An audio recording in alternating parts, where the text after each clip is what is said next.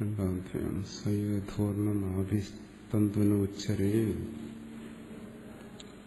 യഥാഗ്നി ക്ഷുദ്രാവിസ്ഫുലങ്കാ വിചരന്തി യമേവസ്മാദാത്മനഃ survey പ്രാണാഃ survey ലോകാഃ survey ദേവാഃ സർവാണി ഭൂതാനി വിചരന്തി തസ്യോപനിഷത്സത്യസ്യ സത്യമിതി പ്രാണാ Y സത്യം തേഷാമേഷ സത്യം.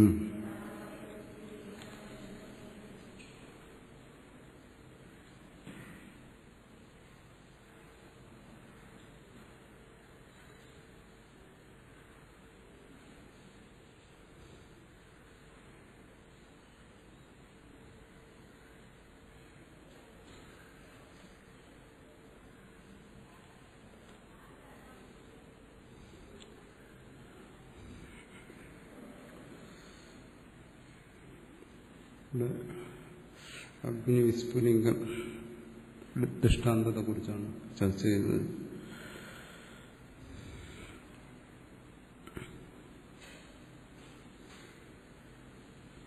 അഗ്നിവിസ്ഫുലിംഗാദി ദൃഷ്ടാന്ത ദോഷ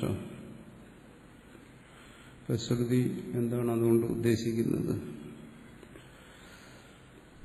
ശ്രുതേഹി ജ്ഞാപകത്വ.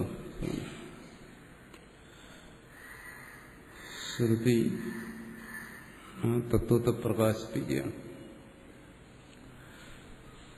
തത്വപ്രകാശനമാണ്, അല്ലാതെ അത് കാരകമല്ല, ഒരു പ്രവൃത്തി ചെയ്യിപ്പിക്കുകയല്ല.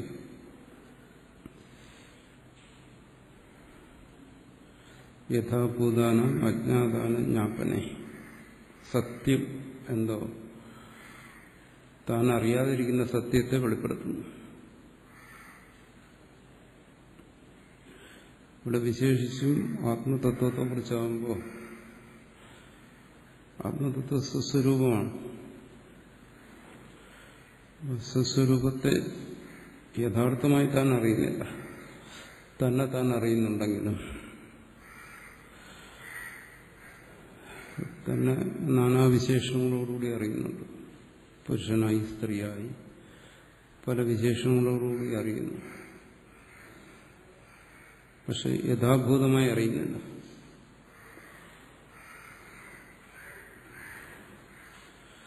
വാസ്തവം എന്താണ് തന്റെ സ്വരൂപം? തന്റെ സത്സ്വരൂപം അതിനെ ശ്രുതി ബോധിപ്പിക്കുന്നു. ത്വം തത് അസി, നീ സത് ആകുന്നു. അതുകൊണ്ടാണ് യഥാർത്ഥമാതിനെ ബോധിപ്പിക്കുന്നു, എന്നാൽ യഥാർത്ഥത്തെ അറിയാതിരിക്കുമ്പോൾ ബോധിപ്പിക്കുന്നു എന്ന് പറയും. അതിനപ്പുറം രണ്ടാമത് ശരി, ഇതറിഞ്ഞു, ഇനി ഇന്നത് ചെയ്യുക.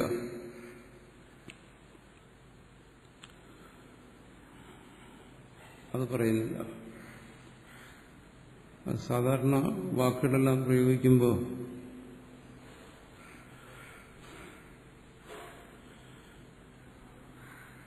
പൊതുവെ അത് തന്നെ ഉദ്ദേശിക്കുന്നു. ജ്ഞാപകമാണ്. ഒരു വസ്തുവിനെ ഇന്നതാണെന്ന് ബോധിപ്പിക്കുമ്പോൾ ഇത് പുസ്തകമാണ് എന്നൊരാൾ പറഞ്ഞാൽ പുസ്തകമാണെന്ന് അറിയുക. പിന്നെ അവിടെ ഒരു ക്രിയയെ അത് വായിക്കുക, അല്ലെങ്കിൽ അപ്പോൾ അത് പ്രത്യേകം ബോധിപ്പിക്കും. ആ പുസ്തകം നീ തുറന്ന് വായിക്കുക. ഇവിടെ ശ്രുതിക്ക് അങ്ങനെ ബോധിപ്പിക്കാൻ കഴിയുന്നില്ല. എന്തുകൊണ്ട്? ശ്രുതി ബോധിപ്പിക്കുന്നത് തത്വമാണ്. ആ തത്വത്തിൽ ക്രിയയില്ല. കർത്തൃത്വം, ഭോക്തൃത്വം തുടങ്ങിയ ക്രിയകൾ അവിടെ ഇല്ല. ഇല്ലാതിരിക്കുന്ന തത്വത്തെ ബോധിപ്പിക്കുമ്പോൾ ബോധിപ്പിക്കുക മാത്രം. ഇന്നത് ചെയ്യൂ, ഇതറിഞ്ഞതിന് ശേഷം നീ ഇന്നത് ചെയ്യണം, അങ്ങനെ ബോധിപ്പിക്കാൻ കഴിയുന്നില്ല. കാരണം ആ ബോധനത്തിൽ തന്നെ കർത്തൃത്വാദിയെ ബോധിപ്പിച്ചാണ്, നിഷേധിച്ചുകൊണ്ടാണ് ബോധിപ്പിക്കുന്നത്. നീ അകർത്താവാണ്, നീ അഭോക്താവാണ്, അങ്ങനെയാണ് ബോധിപ്പിക്കുന്നത്. പിന്നെ അവിടെ പ്രവൃത്തിയൊന്നുമില്ല. ഇവിടെ സംഭവിക്കുന്നത് എന്താണ്? ആ ബോധനം മാത്രം. ഇരുട്ടിലേക്ക് ടോർച്ചടിക്കുന്ന പോലെ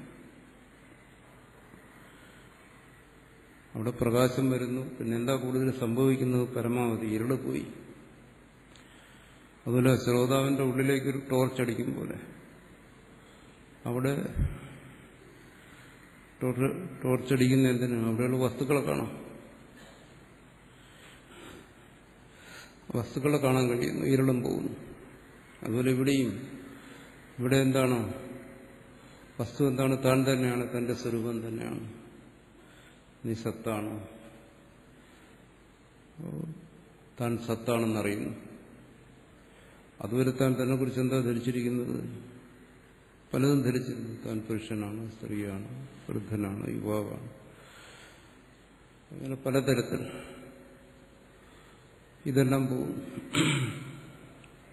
അതെന്തുകൊണ്ട്? താൻ സത്താണ് എന്നത് അറിയാതിരുന്നു. അതിനറിവില്ലായ്മ. ആ അറിവില്ലായ്മ കൊണ്ട് തന്നെ പലതായും ധരിച്ചു. അങ്ങനെ അന്ധകാരത്തിൽ സംഭവിക്കും.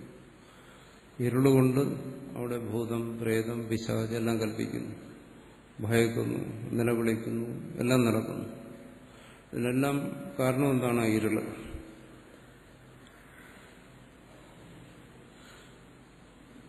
ഇരുളിലാണ് ഇതെല്ലാം കാണുന്നത്. പക്ഷെ ഇവിടെ വെളിച്ചം വന്നു കഴിഞ്ഞാൽ, ടോർച്ചടിച്ചാൽ പിന്നെ അവിടെ ഇരുളില്ല. അപ്പൊ ഇരുളിനെ തുടർന്ന് കിടന്ന ഭൂത, പ്രേത, പിശാചുക്കളെല്ലാം പോയി. ഇതുപോലെ തന്നെ ട്യൂബിന്റെ വെളിച്ചത്തിൽ ഒരു പ്രേതവും വരാൻ ധൈര്യപ്പെടത്തില്ല, ഒരു പിശാചും വരത്തില്ല. പക്ഷെ ഇരുളുണ്ടെങ്കിൽ വരും. വെളിച്ചം വന്നാൽ പോകും. അപ്പോ ഈ പ്രേതം, ഭൂതം, പിശാചെല്ലാം എന്താ? ഇരുളിനെ ആശ്രയിച്ചു വരുന്ന കാര്യങ്ങളാണ്. ഇരുളെന്ന് പറയുന്നത് ഒന്നുമില്ലാത്തതാണല്ലോ. ഇരുള് ഒന്നുമില്ലാത്തതാണ്. പക്ഷെ ഭൂതവും പ്രേതവും പിശാചുക്കളൊക്കെ ഭയത്തെ ഉണ്ടാക്കുന്നു. അതങ്ങനെ ഇല്ലാത്ത ആ ഇരുളിനെ ആശ്രയിച്ച് വന്നിട്ട് ഇതെല്ലാം ഉണ്ടാക്കും. അതുപോലെ സ്വസ്വരൂപത്തെക്കുറിച്ചുള്ള അറിവില്ലായ്മ, അറിവില്ലായ്മയെ ആശ്രയിച്ചു വന്നതാണ് ബാക്കി തന്നെക്കുറിച്ചുള്ള അറിവുകളെല്ലാം. അതൊരറിവല്ലേ? ബോധമൊന്നും പ്രേതമൊന്നും എല്ലാം പറയുന്നൊരു അറിവാണ്. അറിവാണ് ഭയത്തെ ഉണ്ടാക്കുന്നത്. അതുപോലെ താൻ ജനിക്കുന്നവനാണ്, മരിക്കുന്നവനാണ്, പ്രവർത്തിക്കുന്നവനാണ്, അനുഭവിക്കുന്നവനാണ്, ഇത്തരത്തിലുള്ള നാനാ അറിവുകൾ. പിന്നെ അതിനെ തുറന്നു വരാം. ഭയന്നാ നിലവിളിക്കും. അതുപോലെ ഇവിടെ പ്രവൃത്തികൾ വരുന്നു. നിലവിളിച്ച് ഓടും, ഓടിയാൽ മറിഞ്ഞ് വീഴും, ദേഹത്തൊക്കെ മുറിവുകൾ വരും, പിന്നെ തുടർന്നു പോകും അതിന്റെ ചികിത്സ. അതിലിവിടെ എന്ത് വരുന്നു? അറിവില്ലായ്മ കൊണ്ട് ഈ ബുദ്ധി വരുന്നു, ഈ ബുദ്ധിയെ തുടർന്ന് പ്രവൃത്തി വരുന്നു. അതിന് നമ്മൾ പറയും ഇവിടെ സംസാരം. ഇരുളിൽ ഭയന്നിട്ട് സംഭവിക്കുന്ന ഒരു ചെറിയ സംസാരം, ഇവിടെ വലിയ സംസാരം. ശരി, ഇതിനെല്ലാം പരിഹാരം എന്താണ്? ആ പ്രേതത്തെ കണ്ടു ഉടനെ തന്നെ മന്ത്രവാദിയെ വിളിച്ച് മന്ത്രവാദം ചെയ്തു. അല്ലെങ്കിൽ പ്രേതത്തെ കണ്ടിട്ട് അയാൾ പ്രാർത്ഥിക്കുകയാണ്, ഞാൻ ഇന്ന അമ്പലത്തിൽ ഇന്ന ഇന്ന വഴിപാടുകൾ ചെയ്യാം, ഇന്ന ഇന്ന പ്രതിവിധികൾ ചെയ്യാം, ഈ പ്രേതം ഒഴിഞ്ഞു പോയാൽ മതി. അങ്ങനെ എന്തെല്ലാം ചെയ്യാൻ കഴിയും ഒരാൾക്ക് ആ സമയത്ത് പ്രേതത്തെ കണ്ട് ഭയന്നിട്ട്. പക്ഷെ ഇതിനെല്ലാം ഒറ്റപ്പരിഹാരം, ജ്ഞാപകം ആണ് ഒറ്റപ്പരിഹാരം. എന്താണ്? അവിടെ വെളിച്ചം കൊണ്ടുവരിക. അതുപോലെ വെളിച്ചം വരുന്നു. പിന്നീട് പ്രവർത്തിക്കേണ്ടതെന്ന് ചോദിച്ചാൽ പിന്നീട് പ്രവർത്തിക്കാനൊന്നുമില്ല. പ്രേതമായില്ലെങ്കിൽ പിന്നെ പ്രേതത്തെ കണ്ടിട്ട് തുടർന്ന് വരുന്ന പ്രവൃത്തികൾ എന്താ ചെയ്യാനുള്ളത്? യാതൊന്നും ചെയ്യാനില്ല. അതുപോലെ തന്നെയാണ് ഇവിടെയും ജ്ഞാപകം എന്ന് പറയുന്നത്. ബോധിപ്പിച്ചാൽ പിന്നീട് പ്രവൃത്തി ഒന്നും ഇവിടെ ശേഷിക്കുന്നില്ല ചെയ്യാൻ. തന്നിൽ തന്നെയുള്ള അജ്ഞാനാദികളെല്ലാം അത് നിഷേധിച്ചു കഴിഞ്ഞു. അതുകൊണ്ട് ഇവിടെ എന്താണ് ഈ ദൃഷ്ടാന്തത്തിലൂടെ പറയുന്ന ഒരു ദൃഷ്ടാന്തത്തെ വെച്ച് ആ തത്വത്തെ പ്രകാശിപ്പിക്കുകയാണ്. അഗ്നിയിൽ നിന്ന് ഉണ്ടായ സ്ഫുലിംഗങ്ങളെല്ലാം അത് അഗ്നി തന്നെ. അത് ആ ഒരു തത്വത്തെയാണ്, അഭേദം. അതുപോലെ ഏതൊരു തത്വത്തെക്കുറിച്ചാണോ ഇവിടെ ശ്രുതി പറഞ്ഞത്, സദൈവ സൗമ്യതമഗ്രാസി, ആ തത്വം അത് തന്നെയാണ് ഈ ഓരോ വിസ്ഫുലിംഗങ്ങളായിരിക്കുന്ന ജീവന്മാരും. അഭേദം, അതാണ് ഇവിടെ പറയുന്നത്. പക്ഷെ ഒരാൾ പറയുന്നു, ദൃഷ്ടാന്തം കണ്ടിട്ട് എനിക്ക് പലതും തോന്നുന്നുണ്ടല്ലോ, അവിടെ ഒരു വിഭാഗം സംഭവിക്കുന്നു, ആ അഗ്നിയിൽ നിന്നത് വേർപിരിഞ്ഞു, അത് കുറച്ച് സഞ്ചരിച്ചു, എന്നുവെച്ചാൽ അതിനൊരു ഉത്പത്തി ഉണ്ടായി, വിഭാഗം ഉണ്ടായി, അത് നശിച്ചു. ഇതെല്ലാം ഇതിൽ നിന്ന് മനസ്സിലാക്കണ്ടേ? പറയുന്നത് ഇത് എന്തിനു വേണ്ടിയിട്ടാണ് ദൃഷ്ടാന്തം പറയുന്നത്?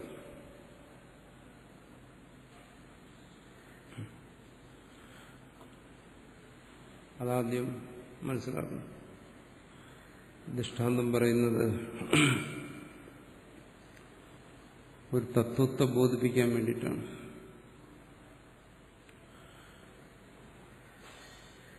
ഏറ്റവും പ്രധാനപ്പെട്ട ഒരു കാര്യമാണ്.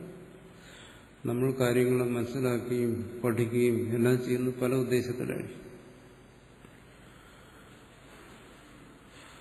ചിലപ്പോൾ മനസ്സിന്റെ ഒരു വിനോദത്തിന് വേണ്ടിയായിരിക്കും, മനസ്സിന്റെ ഒരു ഉല്ലാസം. സാധാരണ തത്വ ശ്രവണം എന്നുള്ള ഒരു ഉദ്ദേശത്തിലല്ല ശ്രുതിയെ സമീപിക്കുന്നത്. അതിൽ അത് മനസ്സിലാക്കിയിട്ട് ഓരോരുത്തർ കർമ്മത്തിനും ഉപാസനയിലും എല്ലാം പോകുന്നു. തത്വബോധനമാണ് ഇവിടെ താല്പര്യം. അതിൽ കുഞ്ഞു വരുന്നുണ്ട്. ഒരു മനസ്സിന്റെ ഉല്ലാസത്തിന് വേണ്ടിയോ അല്ലെങ്കിൽ മനസ്സിന്റെ ഭാവനയ്ക്ക് വേണ്ടിയോ ഒന്നുമല്ല. തത്വബോധനം കൊണ്ട് എന്ത് സംഭവിക്കണം? അറിവില്ലായ്മ നശിക്കണം. ഇത് നേരിട്ടുള്ള കാര്യമാണ്. നമ്മൾ സത്സംഗം കേൾക്കുന്നു, നമ്മൾ ചിലപ്പോൾ ആഗ്രഹിക്കുന്ന തത്വബോധനമായിരിക്കുകയില്ല. കുറച്ചു സമയം മനസ്സൊരുല്ലാസത്തിരിക്കുക. നമ്മൾ തത്വം ശ്രവിപ്പിക്കുന്നത് അതിനു വേണ്ടിയിട്ടായിരിക്കും. ഒരു സന്തോഷമൊക്കെ മനസ്സിന് വരിക, സിനിമയും സീരിയലും ഒക്കെ കാണുന്നത് പോലെ മറ്റു കാര്യങ്ങളെല്ലാം മറന്ന് കുറച്ച് സമയം ഇരിക്കുക. ഒരു വിനോദം, മനസ്സിന്റെ വിനോദം.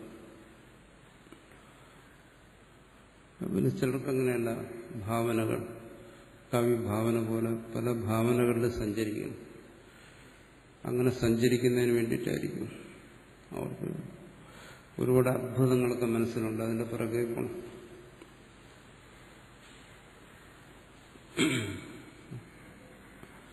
അതാണ് ഇതും.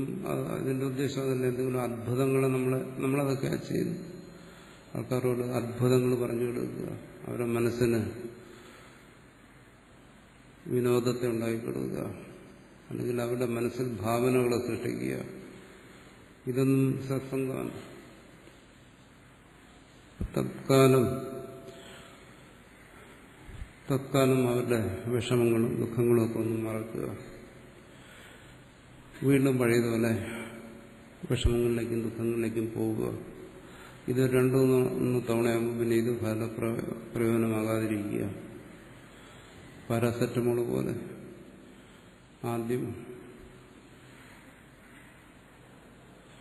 ആദ്യമൊക്കെ തന്നുകൊണ്ടിരുന്നത് 100 mg, പിന്നെ 200 mg, 300 mg, ഇപ്പം 400, 500, 600 ആയാലും തലവേദനയും പനിയും മാറത്തില്ല. ഇതിങ്ങനെ കൂടിക്കൊണ്ടിരിക്കുക. അതുപോലെ ആണിതും. ഇതുകൊണ്ട് മനോവിനോദവും മനോഭാവനകളും ഒക്കെ ആണെങ്കിൽ തൽക്കാലത്തെ പറ്റും. ഇനി അതിനെക്കുറിച്ചാണ് പറയുന്നത്. തത്കാലം പ്രയോജനം ചെയ്യും, ഒരു സ്ഥായിയായ പ്രയോജനം ചെയ്തില്ല. തത്വബോധം അങ്ങനെയല്ല. ശ്രുതിയുടെ താല്പര്യം തത്വപ്രകാശനമാണ്. നിങ്ങളെ തമാശ പറഞ്ഞ് ചിരിപ്പിക്കാനോ അല്ല. ഇതിനകത്ത് മിമിക്രിയൊന്നുമില്ല. അദ്വൈതം പറയുന്നിടത്ത് അതില്ല. സത്സംഗം എന്ന് പറഞ്ഞാൽ മിമിക്രി പറയുന്നതല്ല. അത് നല്ലതാണ്, കുറച്ച് വിനോദത്തിനതൊക്കെ കൊള്ളാം, അത് വേണ്ടെന്ന് പറയുന്നില്ല. പക്ഷേ ശ്രുതി അതല്ല, തത്വത്തെ പ്രകാശിപ്പിക്കുന്നു. അതുകൊണ്ട് എന്ത് സംഭവിക്കണം? മനസ്സിന് ഉന്മേഷവും സന്തോഷവും വന്നാൽ പോരാ. നമ്മൾ സാധാരണ പറയാറുള്ള നമ്മുടെ ടെൻഷനൊക്കെ ഒന്ന് കുറയണം.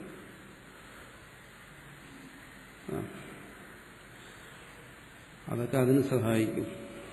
ഇവിടെ പറയുന്ന ശ്രുതി ജ്ഞാപകം, തത്വബോധനം എന്ന് പറയുന്നത് നമ്മുടെ ടെൻഷൻ കുറയ്ക്കാനെന്നുള്ള കാര്യമില്ല, ഉദ്ധരിക്കുന്നു. പിന്നെന്താണ് അതിന്റെ പ്രയോജനം? അജ്ഞാനനാശം. അതൊന്നേ സ്വസ്വരൂപത്തെ സംബന്ധിച്ച അജ്ഞാനം നശിക്കുക. അതുകൊണ്ട് ഇവിടെ ഒരു ദൃഷ്ടാന്തം പറഞ്ഞു, ഇങ്ങനെ വിസ്ഫുലിംഗ ദൃഷ്ടാന്തം അങ്ങനെ പറഞ്ഞു. ഇതിൽ നിന്നൊക്കെ ഞാൻ മനസ്സിലാക്കുന്ന പല കാര്യങ്ങളുമാണ്.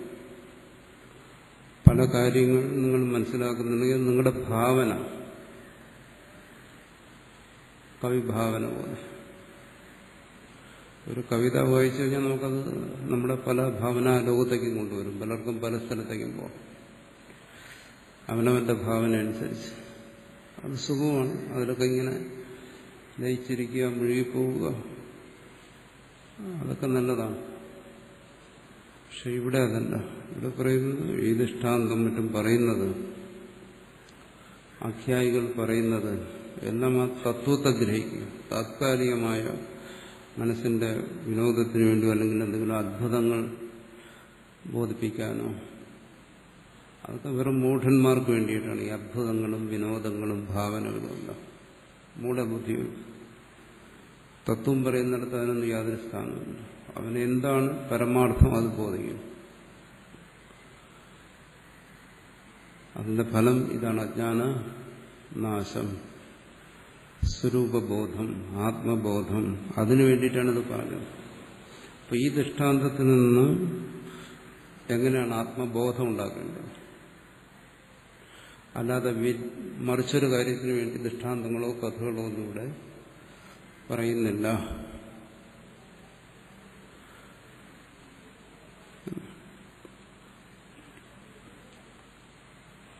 ഇവിടെ എന്താ? ഭേദബോധത്തിന് വേണ്ടിയിട്ട് താൻ കരുതുന്ന എന്താണ്? ഒരു സൃഷ്ടികർത്താവ് ഉണ്ടായിരുന്നു, അത് സത്തായിരുന്നു, സൃഷ്ടിച്ചപ്പോൾ ഇവിടെ പലതായി. ആ സത്ത് വേറെ, താൻ വേറെ. ഇവിടെ പറയുന്നു അഗ്നിയും സ്ഫുലിംഗവും ഒരേ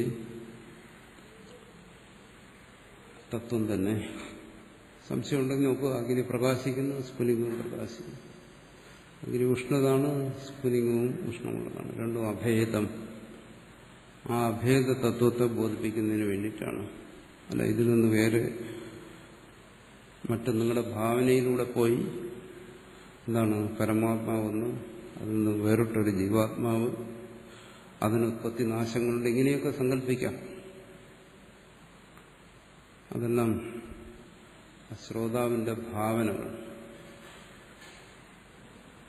അതല്ല, അവിടെ തത്വത്തിൽ നിന്ന് മാറിപ്പോകുന്നു.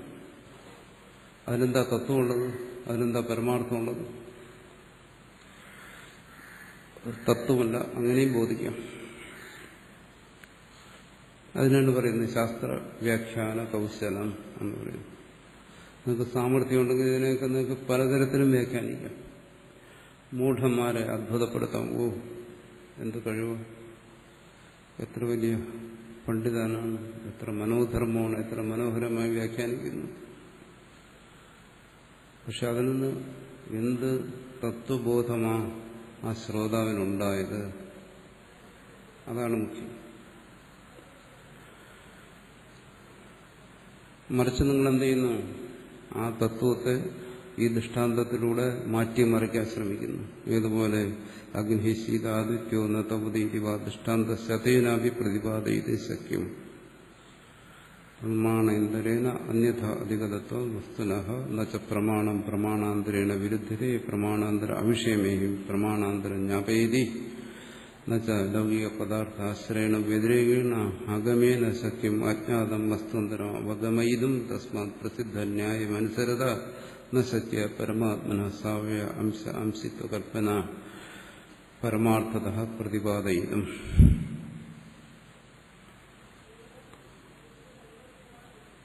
ഇവിടെ എന്തുകൊണ്ട് നിങ്ങൾ ഭാവനയിലേക്ക് പോവുകയാണെങ്കിൽ, സങ്കല്പങ്ങളിലേക്ക് പോവുകയാണ്, അത്ഭുതങ്ങളിലേക്ക് പോവുകയാണെങ്കിൽ പരമാർത്ഥത്തിൽ നിന്ന് ഒരുപാട് അകന്നകന്നു പോകും. ഇവിടെ അതിശയിക്കാനോ അത്ഭുതപ്പെടാനോ ആയിട്ട് ഒന്നുമില്ല. തത്വത്തെ കാണുന്നു. ഒരേ ഒരു തത്വം തന്നെ നാനാരൂപത്തിൽ പ്രകാശിക്കുന്നു. ഇതിലെന്താ അതിശയിക്കാനുള്ളത്, അത്ഭുതപ്പെടാനുള്ളതെന്ന്? ഒന്നും അതിശയിക്കാൻ. ഒരാൾ ആകാശത്തൂടി പറന്നു, അതിലെന്താ അതിശയിക്കാനുള്ളത്? ഒരേ ഒരു സത്തിൽ, സച്ചിദാനന്ദ സ്വരൂപമായിരിക്കുന്ന വസ്തുവിൽ അതിന് യോജിക്കാത്ത പലതും കൂടെ നടക്കുന്നുണ്ട്. അതിന്റെ സ്വാഭാവികതയിൽ നിന്ന് അന്യമായതെല്ലാം അസ്വാഭാവികമാണ്. ഈ പ്രപഞ്ചം മൊത്തത്തിൽ അങ്ങനെ നോക്കിയാൽ ഒരു അത്ഭുതമാണ്. കാരണം എന്ത്? സച്ചിദാനന്ദം ആയിരിക്കുന്ന പ്രപഞ്ചം അനൃത ജഡ ദുഃഖരൂപമായി ജീവന്മാർക്ക് അനുഭവപ്പെടുന്നതാണ് ഏറ്റവും വലിയ അത്ഭുതം. ഇതിലും വലിയൊരു അത്ഭുതമായിട്ട് ഇവിടെ ഒന്നുമില്ല.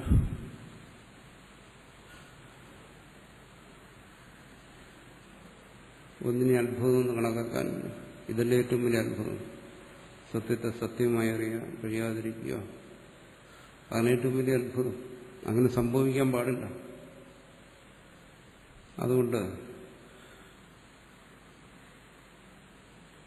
അങ്ങനെ എന്തെങ്കിലും അത്ഭുതങ്ങൾ അനുഭവപ്പെടുന്നുണ്ടെങ്കിൽ, ആശ്ചര്യങ്ങൾ കാണുന്നുണ്ടെങ്കിൽ അതൊന്നും തത്വമല്ല. എന്തുകൊണ്ട്? അഗ്നി അതിന്റെ സ്വഭാവം ഇതിന് മാറ്റിയത് ശീതമാണെന്ന് നിങ്ങൾക്ക് തോന്നുന്നുണ്ടെങ്കിൽ അത് ഭ്രാന്തിയാണ്. ആദിത്യൻ തപതി എന്നുള്ളത് അങ്ങനെ എല്ലാം തോന്നുന്നുണ്ടെങ്കിൽ അത് ഭ്രാന്തിയാണ്. അങ്ങനെ അത്ഭുതം, ആശ്ചര്യം എന്നെല്ലാം പറയുന്നത് എന്താണ്? കേവലം മനസ്സിന്റെ ഭ്രാന്തികളാണ്. പ്രമാണാന്തരേണ അന്യഥ അധികതത്വ വസ്തുനഃ. കാരണം പ്രമാണം കണ്ണു പറയുന്നു സൂര്യൻ പ്രകാശിക്കുന്നതാണ്, ത്വക്ക് പറയുന്നു അഗ്നി ഉഷ്ണമുള്ളതാണ്, അവരെ ശ്രുതി പറയുന്നു നീ പരമാർത്ഥ സത്താണ്. ഇത് ബോധിച്ചു കഴിഞ്ഞാൽ പിന്നെന്താ ഇവിടെ അത്ഭുതത്തിനെന്താ വകയുള്ളത്? അതിനെ മാറ്റിമറിച്ച് മറ്റേതെങ്കിലും തരത്തിൽ ആരെങ്കിലും ബോധിപ്പിക്കുന്നുണ്ടെങ്കിൽ അത് പരമാർത്ഥമല്ല ബോധിപ്പിക്കുന്നു. അതുകൊണ്ട് പരമാർത്ഥമേ ബോധിക്കാവൂ, പരമാർത്ഥമേ ബോധിപ്പിക്കാവൂ എന്തുകൊണ്ട് എന്നുവെച്ചാൽ പ്രമാണം പ്രമാണാന്തരേണ വിരുദ്ധ്യതേ. ഒരു പ്രമാണം മറ്റൊരു പ്രമാണമായിട്ട് പരസ്പരം വിരുദ്ധമായ കാര്യങ്ങൾ ബോധിപ്പിക്കത്തില്ല. ഒരു ഉദാഹരണം പറഞ്ഞു കഴിഞ്ഞാൽ കണ്ണു പറയുന്നു ഇതത്ര മനോഹരമായ രൂപമാണ്. ചെവിക്ക് പറയാൻ പറ്റില്ല അത് മനോഹരമല്ല എന്ന് ചെവിക്ക് പറയാൻ പറ്റും? പറ്റത്തില്ല. അവർ തമ്മിൽ വിരോധമില്ല. ചെവി പറയുന്നു എത്ര മനോഹരമായ ശബ്ദമാണ്. കണ്ണു പറയൂ അല്ല, ആ ശബ്ദം ശരിയല്ല. അപ്പോൾ ഇത്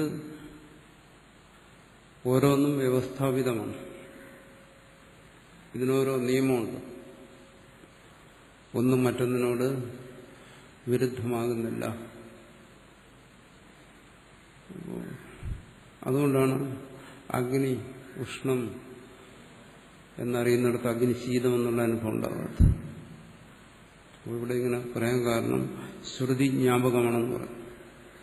ശ്രുതി സത്യത്തെ ബോധിപ്പിക്കുന്നു. നീ സത്താണ്, അതാണ് ജ്ഞാപിപ്പിക്കുന്നത്, വേറെ ഒന്നുമല്ല. നീ സത്താണെന്ന് ബോധിപ്പിക്കുന്നു.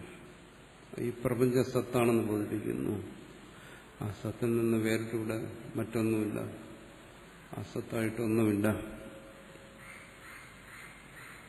എന്ന് ബോധിപ്പിക്കുന്നു. ആ സത്തിൽ നിന്ന് വേറിട്ടിവിടെ എന്താണ് കാണാനുള്ളത്?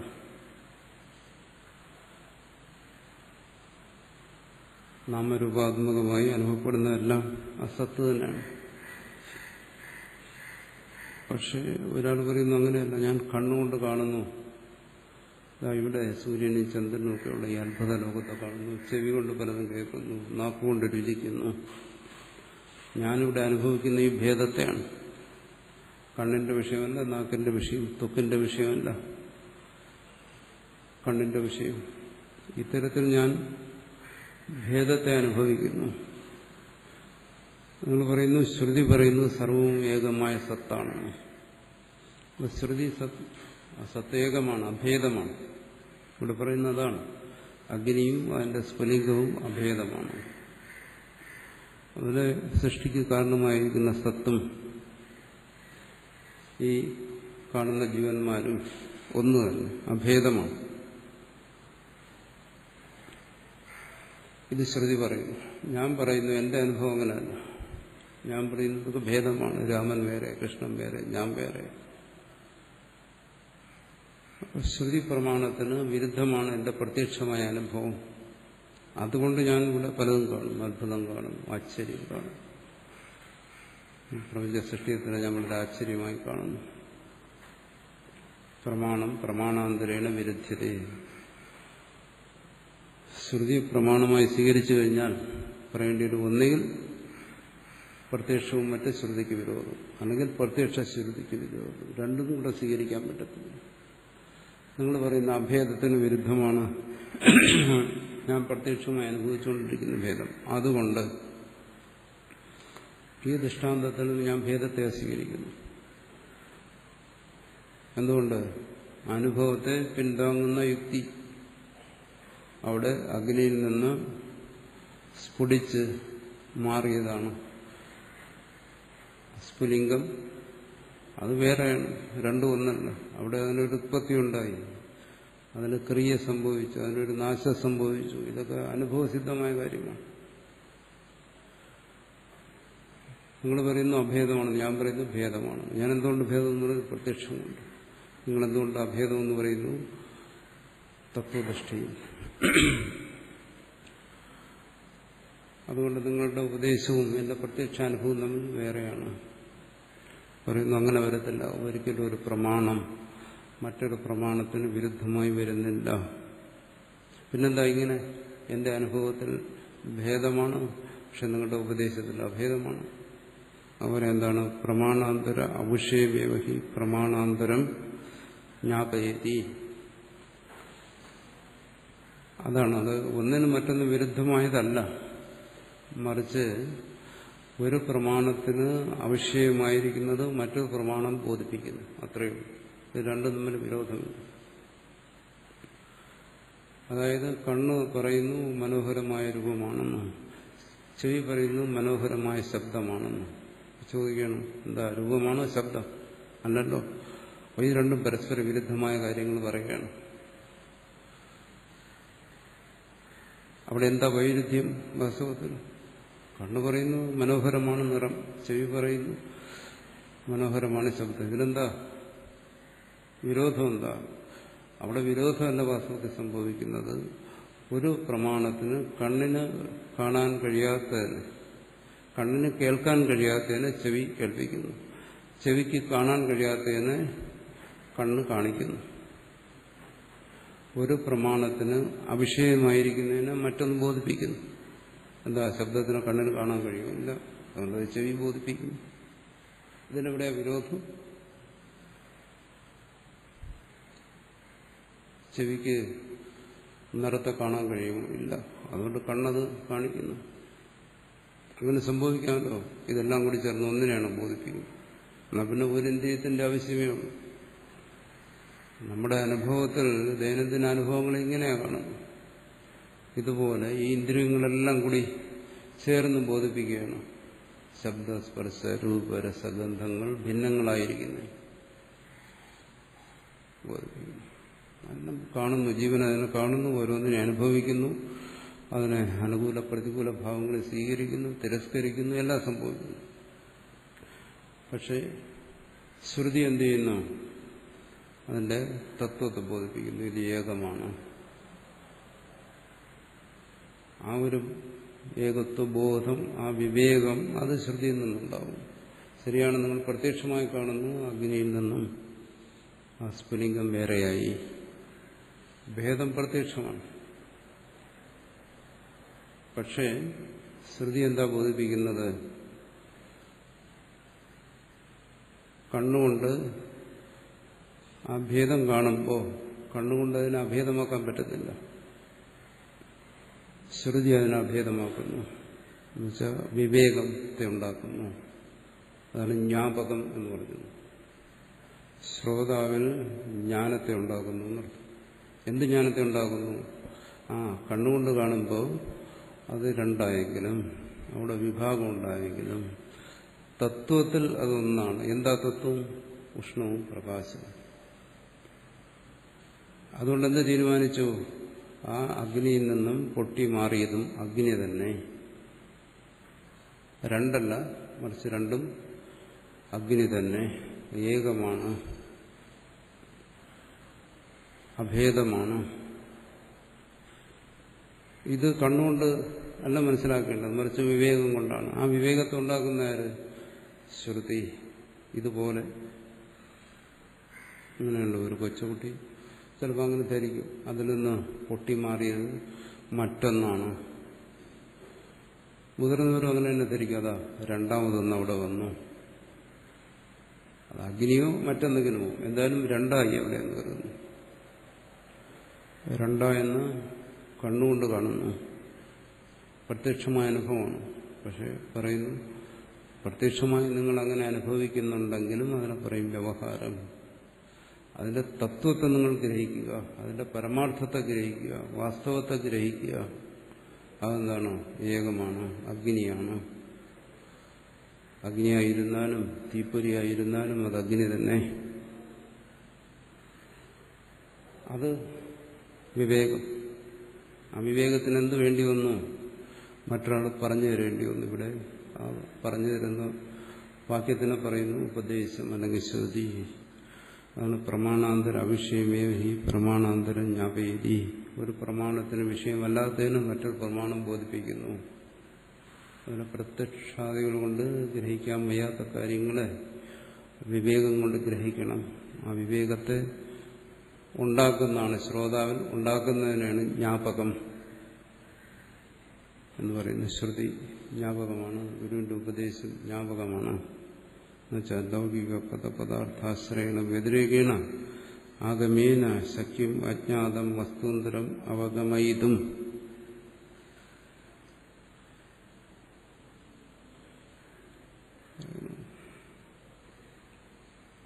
ശരി, ഇവിടെ എന്തിനാണ് പ്രാധാന്യം കൊടുക്കേണ്ടത്?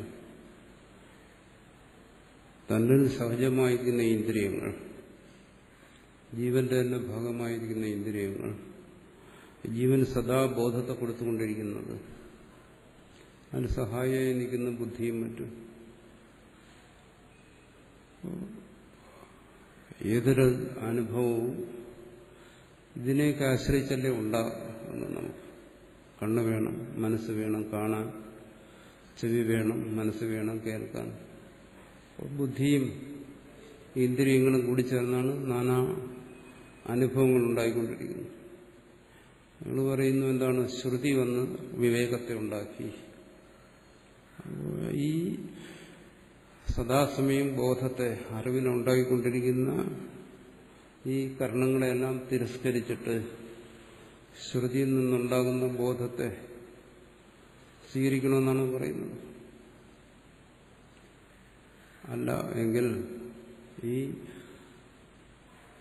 ഇന്ദ്രിയങ്ങളിലൂടെ ഈ ഗ്രഹിക്കുന്ന ഈ അറിവ് ഭേദത്തെയാണ് ഉണ്ടാക്കുന്നത്, അഭേദത്തെയാണ്.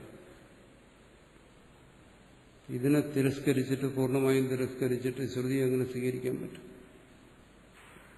എന്തുകൊണ്ട് പറ്റത്തില്ല? കാരണം ഈ ശ്രുതി എന്ന് പറയുന്ന ശബ്ദം കേട്ടത് എന്റെ ചെവി കൊണ്ടാണ്. ഈ ചെവി കൊണ്ട് കേട്ടിട്ടാണ് ഞാൻ മനസ്സിലാക്കി ഇത് രാമനാണ്, ഇത് കൃഷ്ണനാണ്, ഇത് ഗോവിന്ദനാണ്. ഭേദബുദ്ധി എനിക്ക് ഈ ചെവി തന്നെ ഉണ്ടാക്കിത്തരുന്നു. നിങ്ങൾ പറയുന്ന വേദം കേൾക്കുന്ന ഈ ചെവി കൊണ്ടാണ്. അപ്പോ ഇവിടെ ഈ ശ്രവണേന്ദ്രിയം കൊണ്ട് എനിക്ക് ഭേദജ്ഞാനം ഉണ്ടാകുമ്പോൾ ഇതിനെ സ്വീകരിക്കാൻ പാടില്ല. ഇതേ ശ്രവണേന്ദ്രിയം കൊണ്ടുണ്ടായ അഭേദജ്ഞാനത്തെ സ്വീകരിക്കണമെന്ന് പറയുന്നതിൽ എന്താ യുക്തിയുള്ളത്?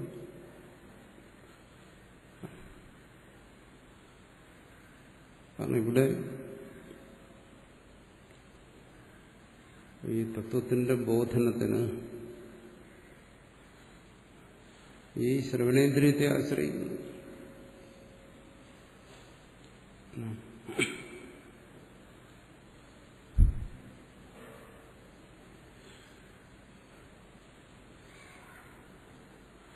ശ്രവണേന്ദ്രിയത്തെ ആശ്രയിച്ചേ പറ്റും. എന്തുകൊണ്ട്? ശ്രവണേന്ദ്രിയം ഉള്ളതുകൊണ്ട്. ഇല്ലെങ്കിൽ ശരി, ശ്രവണേന്ദ്രിയം നമുക്കില്ലെങ്കിൽ ആംഗ്യഭാഷയിൽ സംസാരിക്കും, അത് പരിചയിച്ചെടുക്കും. കാരണം ബോധം ഉണ്ടാകണമെന്നേ ഉള്ളൂ. ദൂരദർശന്റെ ന്യൂസ് വായിക്കുന്ന കണ്ടിട്ടില്ല, ചെവി കേൾക്കാൻ വയ്യാത്തവർ ആംഗ്യഭാഷ വായിക്കും. അങ്ങനെയുണ്ടൊരു പരിപാടി. അത് ചെവി കേൾക്കാത്തവരത് മനസ്സിലാക്കും ആംഗ്യഭാഷയിലൂടെ. ഇവിടെ ഇപ്പോൾ അങ്ങനെയല്ല, നമുക്ക് ശ്രവണേന്ദ്രിയമുണ്ട്. അപ്പോൾ ഇത് ശബ്ദത്തിലൂടെ തത്വത്തെ ഗ്രഹിപ്പിക്കുന്നു.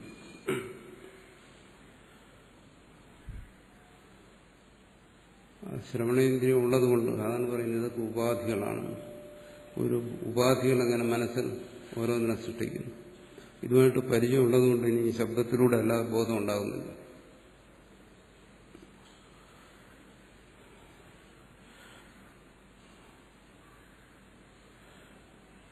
അത് ഇവിടെ പറയുന്നത് എന്താണോ? തത്വത്തെ ബോധിപ്പിക്കുന്നു ശബ്ദം.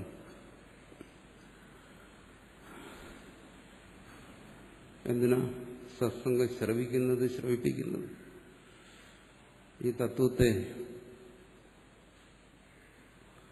ആരായാലും ശരി, ഏത് വലിയ ഗുരുവായാലും ശരി, പറഞ്ഞും കേട്ടുവാ മനസ്സിലാകും. ഈ തത്വത്തെ ഗ്രഹിക്കുന്നതിന് വേറെ ഉപായമൊന്നുമില്ല നമ്മുടെ കയ്യിൽ. ആത്യന്തികമായി ശ്രവണേന്ദ്രിയത്തെ തന്നെ ആശ്രയിക്കേണ്ടി വരും.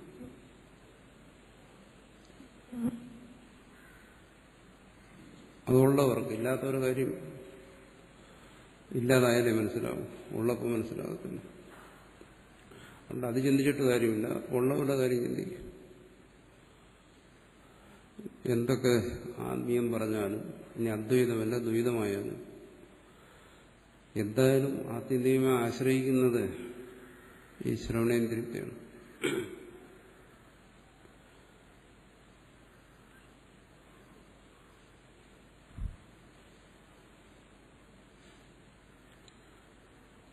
അതുകൊണ്ട് ശ്രുതി പറയുന്ന ഈ ജ്ഞാനം അതും ഈ ശ്രവണേന്ദ്രിയത്തെ ആശ്രയിച്ചിട്ടാണ് ഉണ്ടാകുന്നത്. ഇതേ ശ്രവണേന്ദ്രിയം തന്നെയാണ് ഭേദജ്ഞാനത്തെ ഉണ്ടാക്കുന്നത്. ഈ ശ്രവണേന്ദ്രിയത്തെ എങ്ങനെ സ്വീകരിക്കാൻ പറ്റും? ഈ ശ്രവണേന്ദ്രിയത്തെ സ്വീകരിക്കാതെ തത്വമസി അഹം ബ്രഹ്മാസ്മി വിബോധം എങ്ങനെ ഉണ്ടാകും എന്നാ ചോദിക്കുന്നു. അതിന് സമാനം പറയുന്നു, ഇതെല്ലാം ശരിയാണ്, അംഗീകരിക്കുന്നു. ശ്രുതി തത്വത്തെ ബോധിപ്പിക്കുന്നു, അത് ശ്രവണേന്ദ്രിയത്തെ ആഗ്രഹിക്കുന്നു, അത് ശബ്ദം ശബ്ദാർത്ഥ ജ്ഞാനത്തെ ആശ്രയിക്കുന്നു. ശബ്ദവും ശബ്ദാർത്ഥവും ആ ജ്ഞാനമില്ലാത്തവന് ഇത് കേട്ടിട്ട് വല്ല കാര്യമുണ്ടോ? സാഹിത്യം കേട്ടുകൊണ്ടിരുന്ന അയാൾക്ക് എന്തെങ്കിലും ബോധം ഉണ്ടാവും? ഇല്ല. അതുകൊണ്ട് പറയും ഇതെല്ലാം ഞങ്ങൾ അംഗീകരിക്കുന്നുണ്ട്. ഈ ലൗകികമായ എല്ലാ ഉപായങ്ങളെയും അംഗീകരിച്ചും സ്വീകരിച്ചും കൊണ്ട് തന്നെയാണ് ശ്രുതി പരമമായ തത്വത്തെ പ്രകാശിപ്പിക്കുന്നത്. ഈ കർണങ്ങൾ തന്നെയാണ് ഇവിടെ ഭേദത്തെ കാണിച്ചു തരുന്നത്. പക്ഷെ അതേ കർണങ്ങളെ തന്നെ ഉപയോഗിച്ചുകൊണ്ടാണ് തത്വത്തെ ബോധിക്കുന്നതും.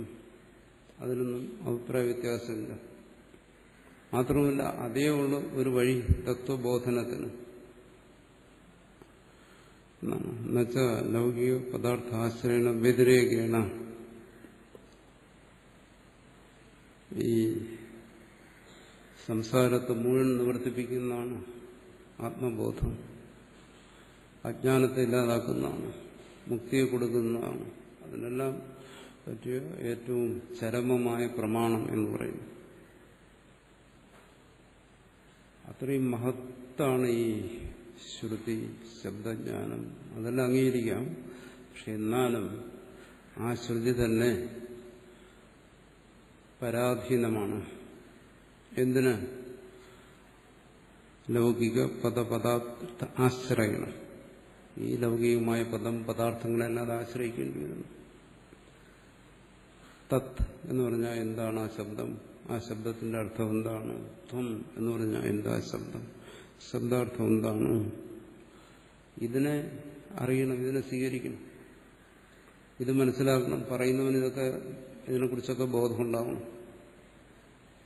അപ്പൊ ശ്രുതിയും തത്വമസി എന്ന് പറയുമ്പോൾ വെറും ലൗകികമായ എന്നുവെച്ചാൽ സർവ്വലോക സാധാരണമായിരിക്കുന്ന തത്ത് ത്വം തുടങ്ങിയ ശബ്ദങ്ങൾ, ശബ്ദാർത്ഥ സംബന്ധം, പദാർത്ഥം, പിന്നെ കേൾക്കുന്നവന്റെ ശ്രവണേന്ദ്രിയം, അവന്റെ മനസ്സ്, അവന്റെ സംസ്കാരം തുടങ്ങിയ സർവത്തെയും ആശ്രയിക്കുന്നു.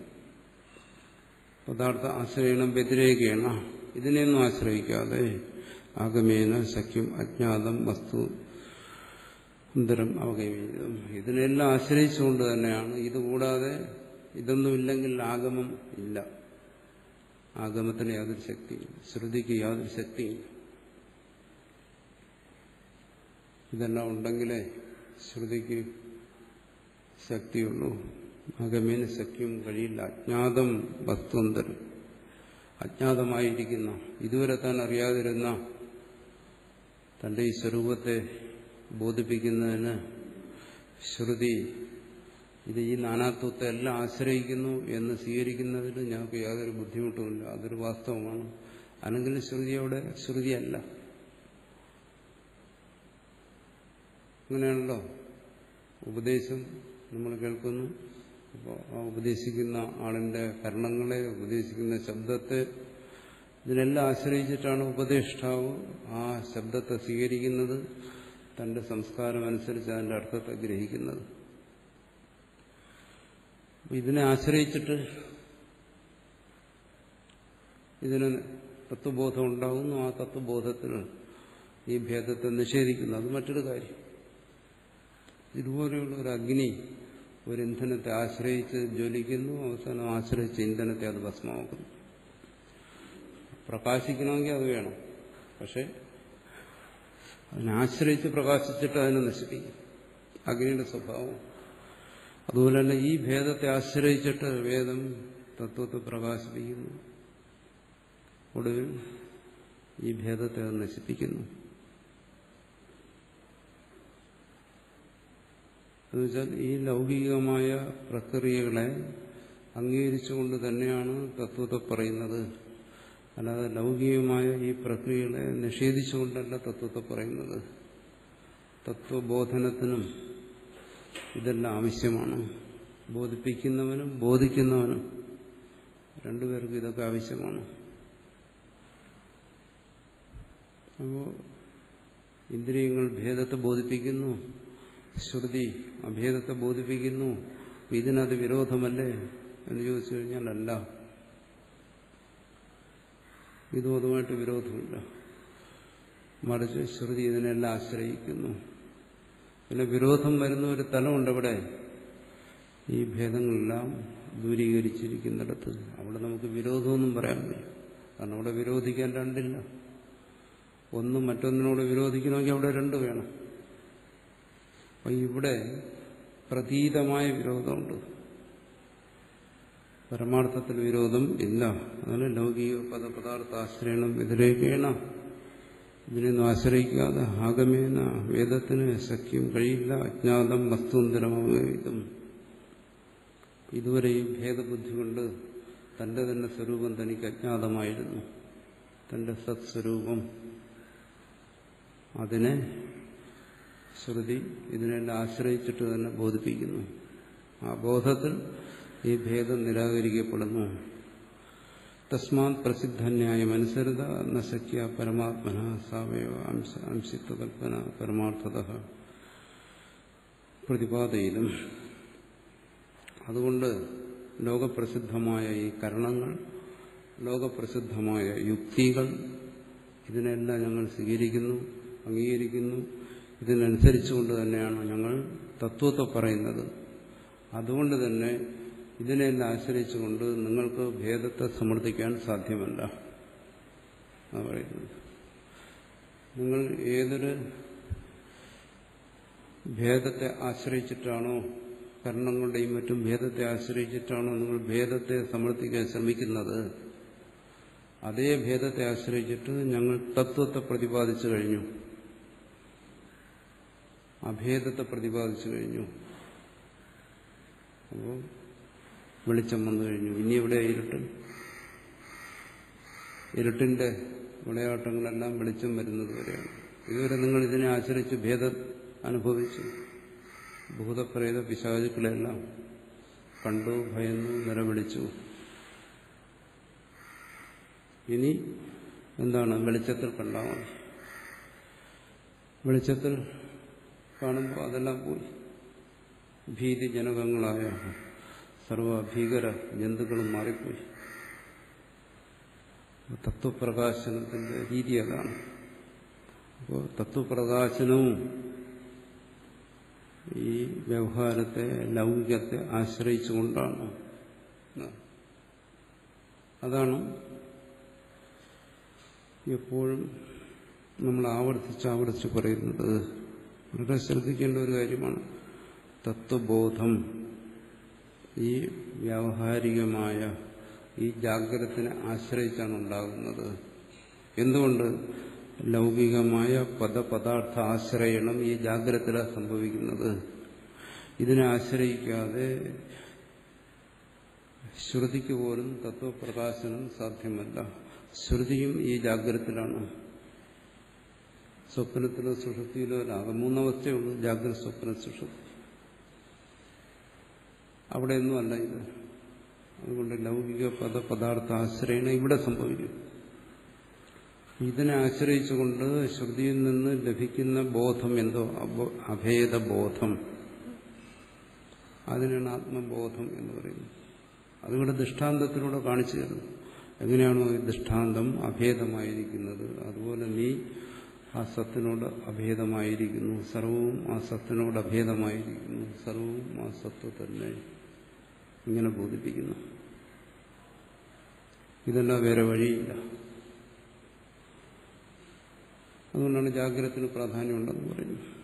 മറ്റേതെങ്കിലും ഒരവസ്ഥയിൽ തത്വബോധം അങ്ങനെ ഒന്നില്ല.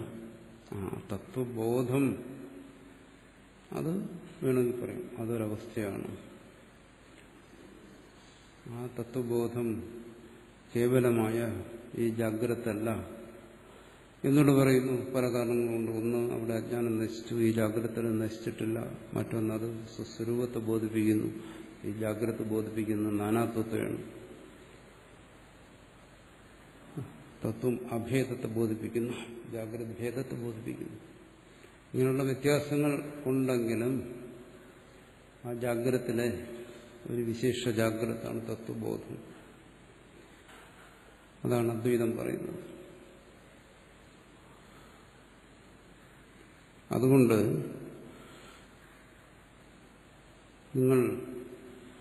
ഞങ്ങൾ പറയുന്നു, ഞങ്ങളിതാ ഇന്ദ്രിയങ്ങളെ ആശ്രയിക്കുന്നു, ഞങ്ങളുടെ ബുദ്ധിയെ ആശ്രയിക്കുന്നു, മനസ്സിനെ ആശ്രയിക്കുന്നു, യുക്തിയെ ആശ്രയിക്കുന്നു, പ്രസിദ്ധ ന്യായ മത്സരത, ഇതെല്ലാം ആശ്രയിച്ചുകൊണ്ട് ഞങ്ങൾ പറയുന്നു ഇതെല്ലാം പലതാണ്, ഇവിടെ അങ്ങനെ ഒരു സത്തില്ല, ഈ കാണുന്നതൊക്കെ തന്നെയാണ് എന്ന് പറയാൻ പറ്റില്ല. എന്തുകൊണ്ട്? നിങ്ങൾ എന്തിനെയാണോ ആശ്രയിച്ചിരിക്കുന്നത് അവയെ തന്നെ ആശ്രയിച്ചുകൊണ്ട് ഞങ്ങൾ ബോധിപ്പിക്കാം എന്താണ് പരമാർത്ഥം ഇന്നതാണ്. അതിനു വേണ്ടിയിട്ടാണ് ഈ ദൃഷ്ടാന്തം ഇവിടെ പറഞ്ഞിരിക്കുന്നത്.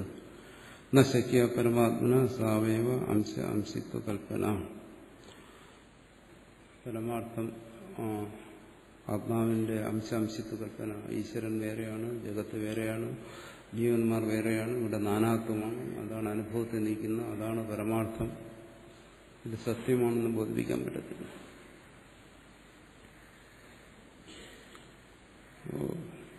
ഈ ഭേദത്തെ, കർണഭേദം, മനസ്സിന്റെ ഭേദം, ശ്രുതി അത് തന്നെ വേറെയാണ്, ഈ ഭേദത്തെ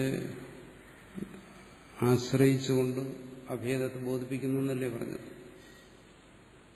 അപ്പോൾ തത്വത്തിൽ നിങ്ങൾ ഉറച്ചവരാണെന്ന് അവകാശപ്പെടുന്നുണ്ടെങ്കിലും ഇതൊന്നും പരമാർത്ഥമല്ല എന്ന് നിങ്ങൾ പറയുന്നുണ്ടെങ്കിലും നിങ്ങൾക്കിതിനെ ആശ്രയിക്കേണ്ടി വന്നില്ലേ ഈ ഭേദത്തെ. അപ്പൊ ഇതിനെ ആശ്രയിക്കുന്നതിന് വേണ്ടിയെങ്കിലും ഇതിനൊരു നിലനിൽപ്പ് വേണ്ടേ?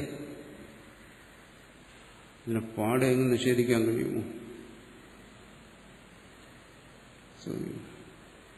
ഇതിനൊരു നിലയില്ലേ, അല്ലെങ്കിൽ പിന്നെ നിങ്ങൾ ഇതിനെങ്ങനെ ആശ്രയിച്ചു? അതുകൊണ്ട്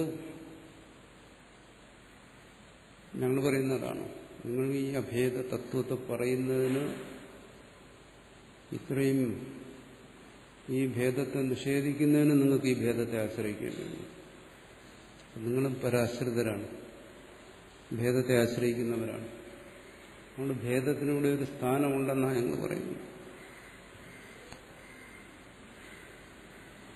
അതിനെക്കുറിച്ച് എന്താ നിങ്ങളുടെ അഭിപ്രായം?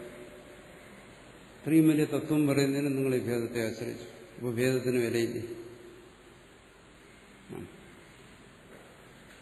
ആണ് പറയുന്നത്. അപ്പോൾ ആ ഭേദത്തെ ഏതെങ്കിലും തരത്തിൽ നിങ്ങൾക്ക് അംഗീകരിച്ചേ പറ്റൂ, അല്ലാതെ നിങ്ങൾ ഈ പറയുന്ന അഭേദം എന്ന് പറഞ്ഞാൽ സാധിക്കത്തില്ല. എന്തുകൊണ്ട്? നിങ്ങൾ ഭേദത്തെ ആശ്രയിക്കുന്നവരാണെന്ന് സ്വയം സമ്മതിച്ചു കഴിഞ്ഞു. അപ്പോൾ ഭേദത്തിന് ഒരു സ്ഥാനമുണ്ടെന്ന് നിങ്ങൾക്ക് അംഗീകരിക്കേണ്ടി വരും. നിങ്ങൾ പറയുന്നത് എന്താണോ? കേവലം സച്ചിൻ മാത്രം, ഏകം, വിഭു എന്നൊക്കെ പറയുന്നു. അത് സ്വീകരിക്കാൻ പറ്റിയ കാര്യമല്ല. കാരണം നിങ്ങളും ഭേദത്തെ ആശ്രയിക്കുന്നു. എന്നിട്ട് ഭേദം നിങ്ങൾക്ക് പാടെ എങ്ങനെ നിഷേധിക്കാൻ കഴിയും? അതിന് സമാനം പറയുന്നത് എന്താണ്? സാവയവ അംശാംശിത്വ കൽപ്പന പരമാർത്ഥത പ്രതിപാദിക്കുന്നു. ഞങ്ങൾ പറയുന്നത് എന്താണ്? തത്വം, അതാണ് പറയുന്നത്. നിങ്ങൾ പറയുന്നത് എന്താണ്? തത്വം അല്ലാത്തത്. ഞങ്ങൾക്ക് വാശിയുള്ള കാര്യം എന്താണ്? തത്വം അഭേദമാണ്. നിങ്ങളെന്താ പറയുന്നത്? തത്വമല്ലാത്തത് ഭേദമാണ്. അതിനോട് ഞങ്ങൾ യോജിക്കുന്നു. തത്വം അല്ല എന്നുള്ള നിലയ്ക്ക് ഭേദത്തെ സ്വീകരിക്കാം, തത്വമായിട്ട് അഭേദത്തെ സ്വീകരിക്കാം. അങ്ങനെ സ്വീകരിക്കുന്നതിന് കുഴപ്പമില്ല. മരുമരീചികയുടെ തത്വത്തെ അറിഞ്ഞവന് ആ മരീചിക കാണുന്നതോ കേൾക്കുന്നതോ ഒന്നും ബുദ്ധിമുട്ടുണ്ടാക്കുന്ന കാര്യമില്ല. കാരണം അവന് തത്വത്തെ അറിയാം. അവൻ അച്ഛനെ പോലെ അതിൻ്റെ പറയുക ഓടി മരിക്കാനൊന്നും പോകുന്നില്ല. അവിടെ ഞങ്ങളെ സംബന്ധിച്ചിടത്തോളം ജലദൃഷ്ടിയില്ല, പരമാർത്ഥ ദൃഷ്ടി മാത്രം. അത് കേവലം പ്രകാശമാണ്. ആ പരമാർത്ഥ ദൃഷ്ടിയാണ് അവിടെ. അപ്പോൾ ഈ ഭേദത്തെ അവിടെ കാണുന്നുണ്ട്, ശരിയാ. പക്ഷെ ഭേദത്തിൽ തന്നെ പരമാർത്ഥ ദൃഷ്ടി കൊണ്ടുവരണമെന്നാണ് ഞങ്ങൾ പറയുന്നത്. ഭേദത്തിന്റെ തിരസ്കാരം എന്ന് പറയുന്നത് ഭേദത്തിലെ പരമാർത്ഥത്തെ കണ്ടെത്തലാണ്. അതാണ് പറയുന്നത്. ഭേദം പ്രതീതിയല്ല, ഭേദപ്രതീതി വിരോധം ചെയ്യുന്നതല്ല.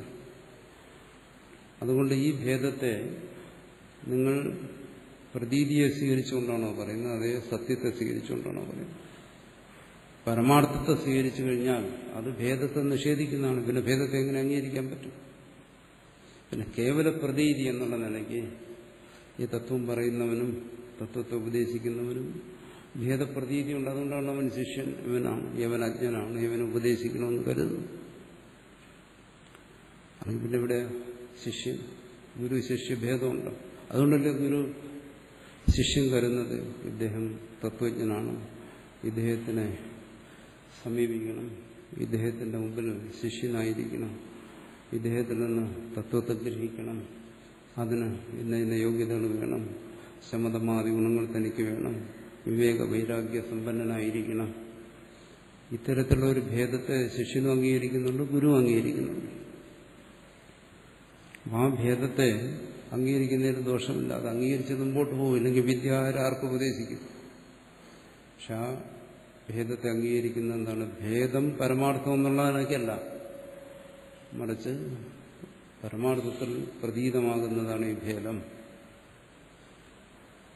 അതുകൊണ്ട് ഭേദത്തെ നിങ്ങൾ പറഞ്ഞോളൂ, ഞങ്ങൾക്ക് വിരോധമില്ല, ദ്വൈതികളോട് വിരോധമില്ല. പക്ഷെ നിങ്ങൾ എന്ത് ചെയ്യണം? ദ്വൈതത്തിലെ അദ്വൈതത്തെ കാണും, ദ്വൈതത്തിലെ സത്യത്തെ കാണും, ദ്വൈതത്തിലെ പരമാർത്ഥത്തെ കാണും. കണ്ടുകഴിഞ്ഞാൽ പരമാർത്ഥത്തിലെ ദ്വൈതം പരമാർത്ഥത്തിനോട് യുദ്ധം ചെയ്യുന്നതല്ല, പരമാർത്ഥത്തിനോട് വിരോധമുള്ളതല്ല. ആ പരമാർത്ഥത്തിൽ ദ്വൈതം ആത്യന്തികമായ പരമാർത്ഥം തന്നെ. അതുകൊണ്ട് ഞങ്ങളുടെയും ഇന്ദ്രിയങ്ങൾ കൊണ്ട് കാണുമ്പോൾ, ചക്ഷു ഇന്ദ്രിയം കൊണ്ട് കാണുമ്പോൾ അഗ്നിക്ക് വളത്തിൽ നിന്നും സ്ഫുലിംഗം മാറിപ്പോകുന്നത് തന്നെയാണ് കാണുന്നത്. പ്രതീതിക്ക് നമുക്ക് രണ്ടുപേർക്കും വ്യത്യാസമുണ്ട്. നിങ്ങൾ ഭേദത്തെ അംഗീകരിക്കുന്നു, ഞങ്ങൾ തത്വത്തെ അംഗീകരിക്കുന്നു. ഇത്രയും തത്വത്തെ അംഗീകരിച്ചു കഴിഞ്ഞാൽ അവിടെ അത് മറ്റൊരു അഗ്നിയാണ്, ഇത് മറ്റൊരു അഗ്നിയാണെന്ന് പറഞ്ഞാൽ അഗ്നിയെ വേർതിരിക്കാൻ കഴിയില്ല. അതാണ് തത്വബോധത്തിന്റെ സവിശേഷത. അതൊരു തത്വബോധത്തെയാണ് ഇവിടെ പറയുന്നത്. അപ്പോൾ തത്വബോധവും അദ്വൈത വ്യവഹാരവുമായിട്ട് യാതൊരു തരത്തിലുള്ള വിരോധവുമില്ല. നിങ്ങളീ പറയുന്ന അഭേദ തത്വം പറയുന്നത് നിങ്ങൾക്ക് തലയില്ലേ, കാലില്ലേ, കൈയില്ലേ, വയറില്ലേ, വിശക്കത്തില്ലേ എന്നൊക്കെ ചോദിക്കുന്നത് പോലെയാണ്. അദ്വൈതം പറയുന്നിടത്ത് എങ്ങനെ ഭേദം, പിന്നെ നിങ്ങളെങ്ങനെ പറയുന്നു അദ്വൈതമാണ്? നാക്ക് വിടുന്നുണ്ട്, ആരാ കേൾക്കുന്നത്, ആരാർക്ക് വേണ്ടി ഉപദേശിക്കുന്നു, ഗുരു എവിടെ, ശിഷ്യൻ എവിടെ? എന്തുകൊണ്ട് അങ്ങനെ ചോദ്യം ചോദിക്കുന്നു? അദ്വൈതം എന്ന് പറയുമ്പോൾ ഈ ഭേദപ്രതീതിയെ നിഷേധിക്കുന്ന ഒന്നാണ് എന്ന് കരുതിയിട്ടാണ്. ഭേദപ്രതീതിയെ നിഷേധിക്കാൻ കഴിയത്തില്ല. എന്തുകൊണ്ടാണ് കഴിയാത്തത്? ഇത് ജാഗ്രതാണ്, അത് ഇത് സുഷുപ്തിയല്ല എന്ന് പറ്റും, സമാധിയല്ല, അവിടെയും ഏറെക്കുറെ പറ്റും.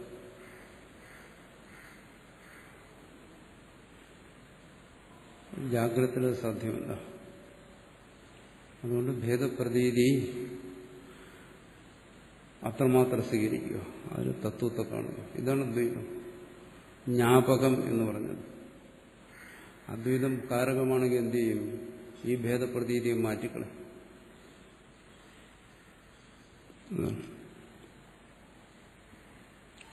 ശ്രുതി കാരകമാണെങ്കിൽ ആ തത്വത്തെ ബോധിപ്പിക്കുകയും ചെയ്യും, അത് കഴിഞ്ഞിട്ട് ഈ ഭേദത്തെ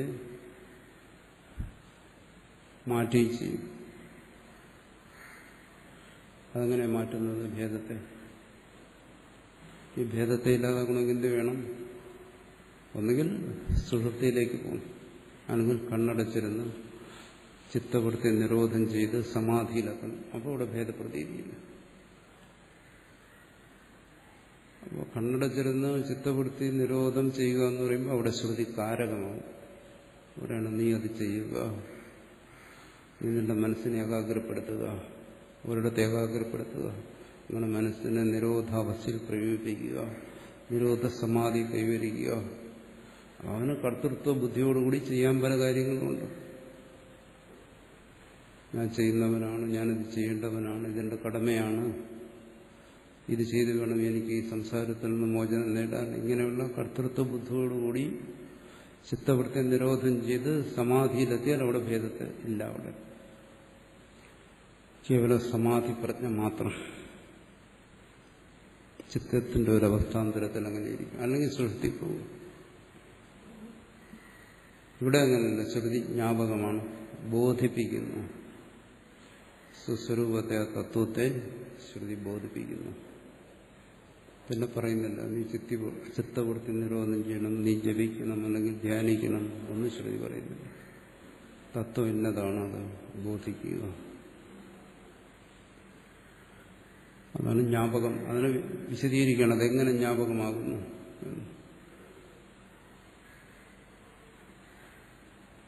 അതാണ് ബോധിപ്പിക്കുന്നത്.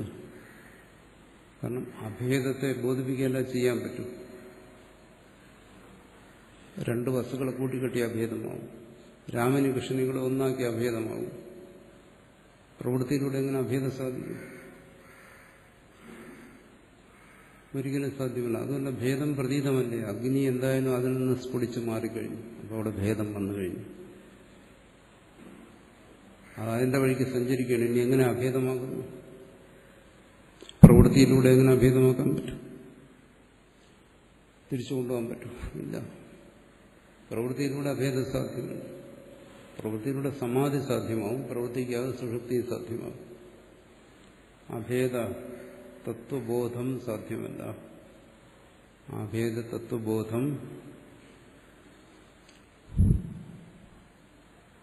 ശ്രുതിയിൽ നിന്നും ഉണ്ടാകണം. ആ ബോധം ഉണ്ടാകണം. തത്വശ്രവണത്തിൽ നിന്ന് ആ ബോധം ഉണ്ടാകണം. അതിന് ഇതെല്ലാം ആവശ്യമാണ്. പദപദാർത്ഥ ജ്ഞാനം, ഇന്ദ്രിയങ്ങൾ, മനസ്സ്, കർണങ്ങൾ, ലോകം, എന്തിന് ശാപ്പാട് വരെ അതിനാവശ്യമാണ്. അതല്ലെങ്കിൽ ഇതെന്ന് പറയാൻ പറ്റില്ല. ഇന്ധനമില്ലെന്നുണ്ടെങ്കിൽ ഇത് പരമാവധി 1 മണിക്കൂർ 2 മണിക്കൂർ പറയും. അത് കഴിയുമ്പോൾ തീർന്നു. എന്നുവെച്ചാൽ വ്യവഹാരത്തിനെന്ത് ഏതെന്തിനെ ആശ്രയിക്കുന്നോ അതെല്ലാം വേണം. പക്ഷേ ശ്രുതി അങ്ങനെയല്ല. തത്വത്തെ അത് ബോധിപ്പിക്കുന്നു. ശബ്ദം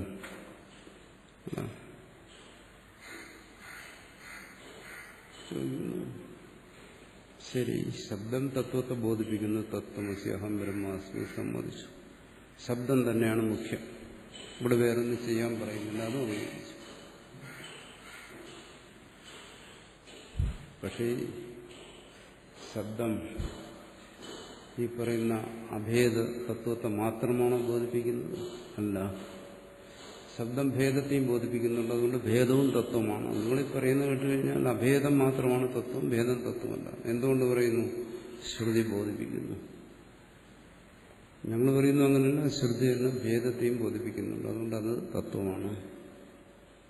പിന്നെ ഇതിനെ സ്വീകരിക്കും. അതാണ് ഇടത്ത് പറയുന്നത് ക്ഷുദ്ര വിസ്ഫലിംഗ മമേ വംശ ഇതിജ ശ്രീയത സ്മര്യത ചേരിച്ച്. ക്ഷുദ്ര വിസ്ഫലിംഗാഹ ഭേദത്തെ പറയുന്നു. പറഞ്ഞില്ലേ, ഭേദം എന്ന് പറയുന്നത് എന്താണ്? ക്ഷുദ്രം, അല്പം. അഗ്നിയെപ്പോലെ അത് വലുതാണ്. സത്തിനെ പോലെ വ്യാപകമാണോ? ജഗത് കാരണമായിരിക്കുന്ന ആ സത്തിനെ പോലെ വ്യാപകമാണോ ഈ ഇരിക്കുന്ന അല്പന്മാരായ ജീവന്മാർ? സുഖിക്കുകയും ദുഃഖിക്കുകയൊക്കെ ചെയ്യുന്നു. യാതൊരു സാമർഥ്യമില്ലാത്തവൻ, യാതൊരു വിവേകമില്ലാത്തവൻ, സർവജ്ഞനും സർവശക്തനുമായ പരമാത്മാവിനെ പോലെയാണ്. ഇതെല്ലാം ഒരു ക്ഷുദ്രൻ, നിസ്സാരന്മാരല്ലേ?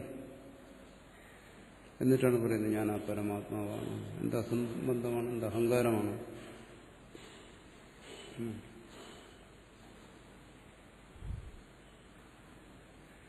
അദ്വൈത തത്വം ദ്വൈതിക്ക് അനുഭവപ്പെടുന്ന അഹങ്കാരമായിട്ടാണ്. അതനുഭവപ്പെടുന്നത്. അദ്വൈത തത്വം ദ്വൈതിക്ക് അനുഭവപ്പെടുന്ന ഈശ്വര നിഷേധമായിട്ടാണ്. കാരണം അവനെ സംബന്ധിച്ച് ദ്വൈതമാണ് തത്വം. അവനൊരു അദ്വൈതാചാര്യൻ അദ്വൈതാചാര്യന്റെ മുമ്പിൽ പോയിരുന്നു അദ്വൈതം മനസ്സിലാക്കാൻ ശ്രമിച്ചപ്പോൾ സങ്കടം നിന്ന് കരഞ്ഞു എന്നാണ്. സഹിക്കാൻ പറ്റുന്നത്. അയാൾ ശരിക്കും പൊട്ടിക്കരഞ്ഞുപോയി. പുസ്തകം മുടക്കി വെച്ച് ഇനിയും മഹാഭാവം കേൾക്കാൻ ഞാനില്ല എന്ന് കരുതി പോയിരുന്ന് സ്വയം വ്യാഖ്യാനം എഴുതി എന്ന് പറയുന്നുണ്ട്. ഒരു ഇതിഹാസം പോലെ, ചരിത്രം പോലെ. ഉൾക്കൊള്ളാൻ പറ്റത്തില്ല. ദ്വൈതിക്ക് അദ്വൈതി പറയും അത് മൂഢതയാണ്, അവന്റെ മൂഢതയാണ്.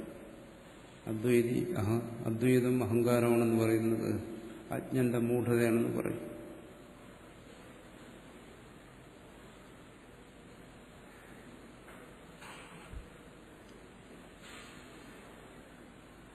ദ്വൈതി പറയുന്നു ക്ഷുദ്ര വിസ്ഫുലിംഗ മമൈവാംശോ ജീവലോകേ ജീവഭൂത സനാതന.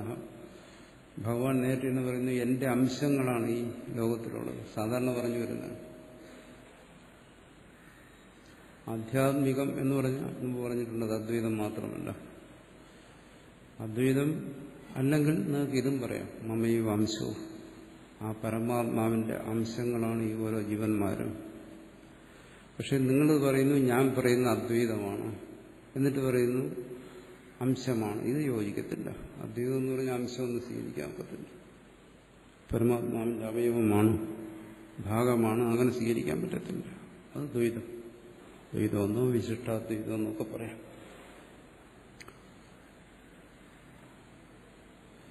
എന്റെ ഗുരു അദ്വൈതിയാണ്, ഞാൻ പഠിച്ചിരിക്കുന്നത് മനസ്സിലാക്കിയിരിക്കുന്നത് അദ്വൈതമാണ്, അതുകൊണ്ട് ഞാൻ പറയുന്നത് അദ്വൈതമാണെന്ന് പറഞ്ഞാൽ അവിടെ തെറ്റി. അദ്വൈതത്തിൽ പരമാത്മാവിന്റെ അംശമാണ് ജീവാത്മാവെന്ന് ചിന്തിക്കാൻ കൂടി കഴിയില്ല. പക്ഷെ പല അദ്വൈതികളും അങ്ങനെ പറയാറുണ്ട്. ആ വ്യത്യാസം മനസ്സിലാക്കാം.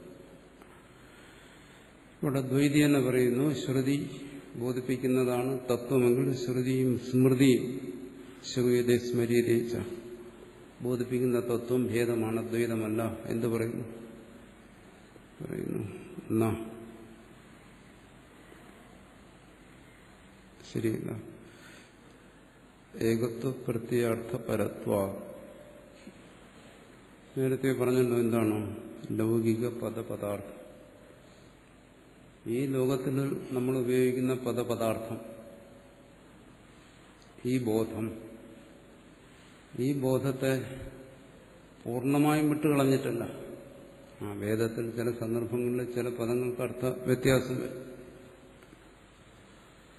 എന്നാലും പദപദാർത്ഥത്തിന്റെ ഒരു നിയമമുണ്ട്. ആ നിയമത്തെ അത് ഉല്ലംഘിക്കുന്നില്ല. ആ നിയമത്തിന് വിധേയമായി തന്നെയാണ്.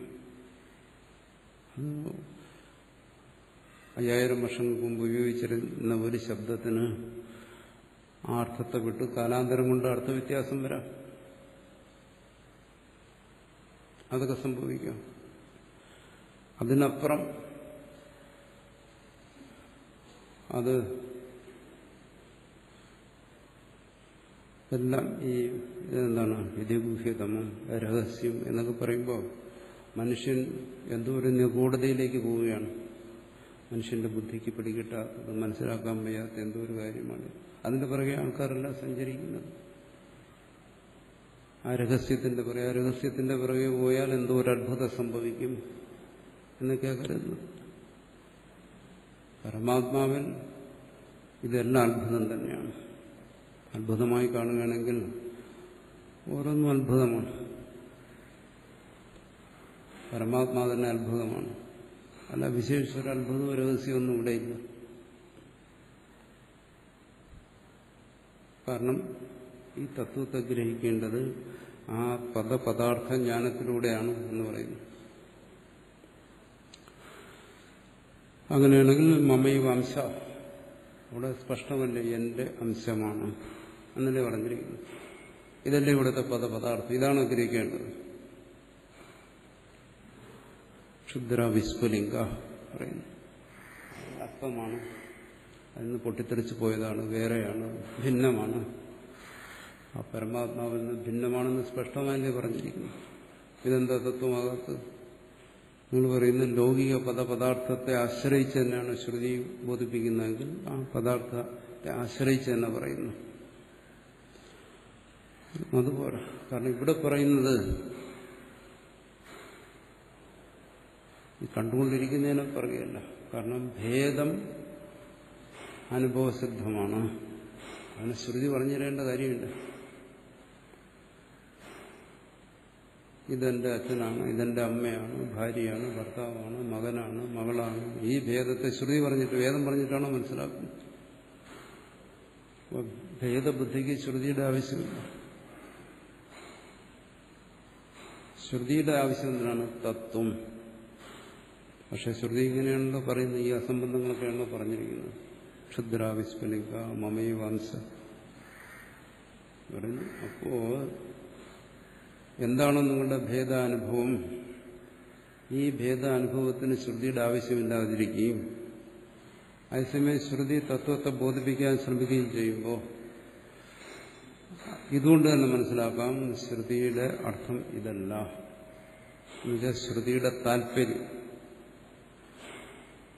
അതാണ് മനസ്സിലാക്കേണ്ടത്. എപ്പോഴും പറയുന്നത്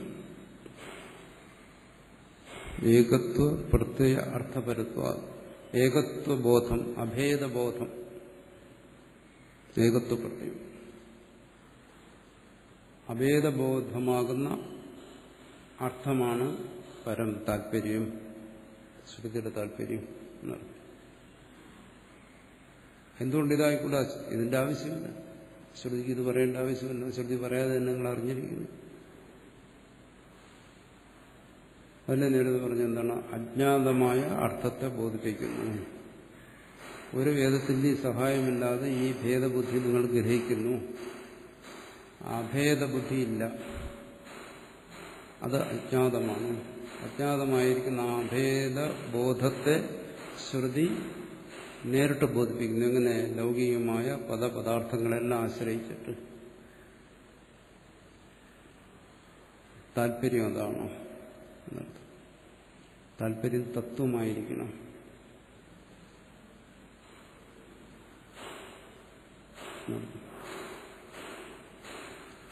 ഉപദേശത്തിന്റെ ശ്രുതി എന്ന് പറഞ്ഞാൽ തത്വത്തെ ഗ്രഹിച്ച ഒരു വ്യക്തിയുടെ ഉപദേശം. അതികവിഞ്ഞ് ശ്രുതി എന്ന് പറയുന്നതിന് വേറെ അർത്ഥമൊന്നുമില്ല. ആരാണോ തത്വത്തെ ബോധിച്ചത് അയാൾ പറയുന്നു.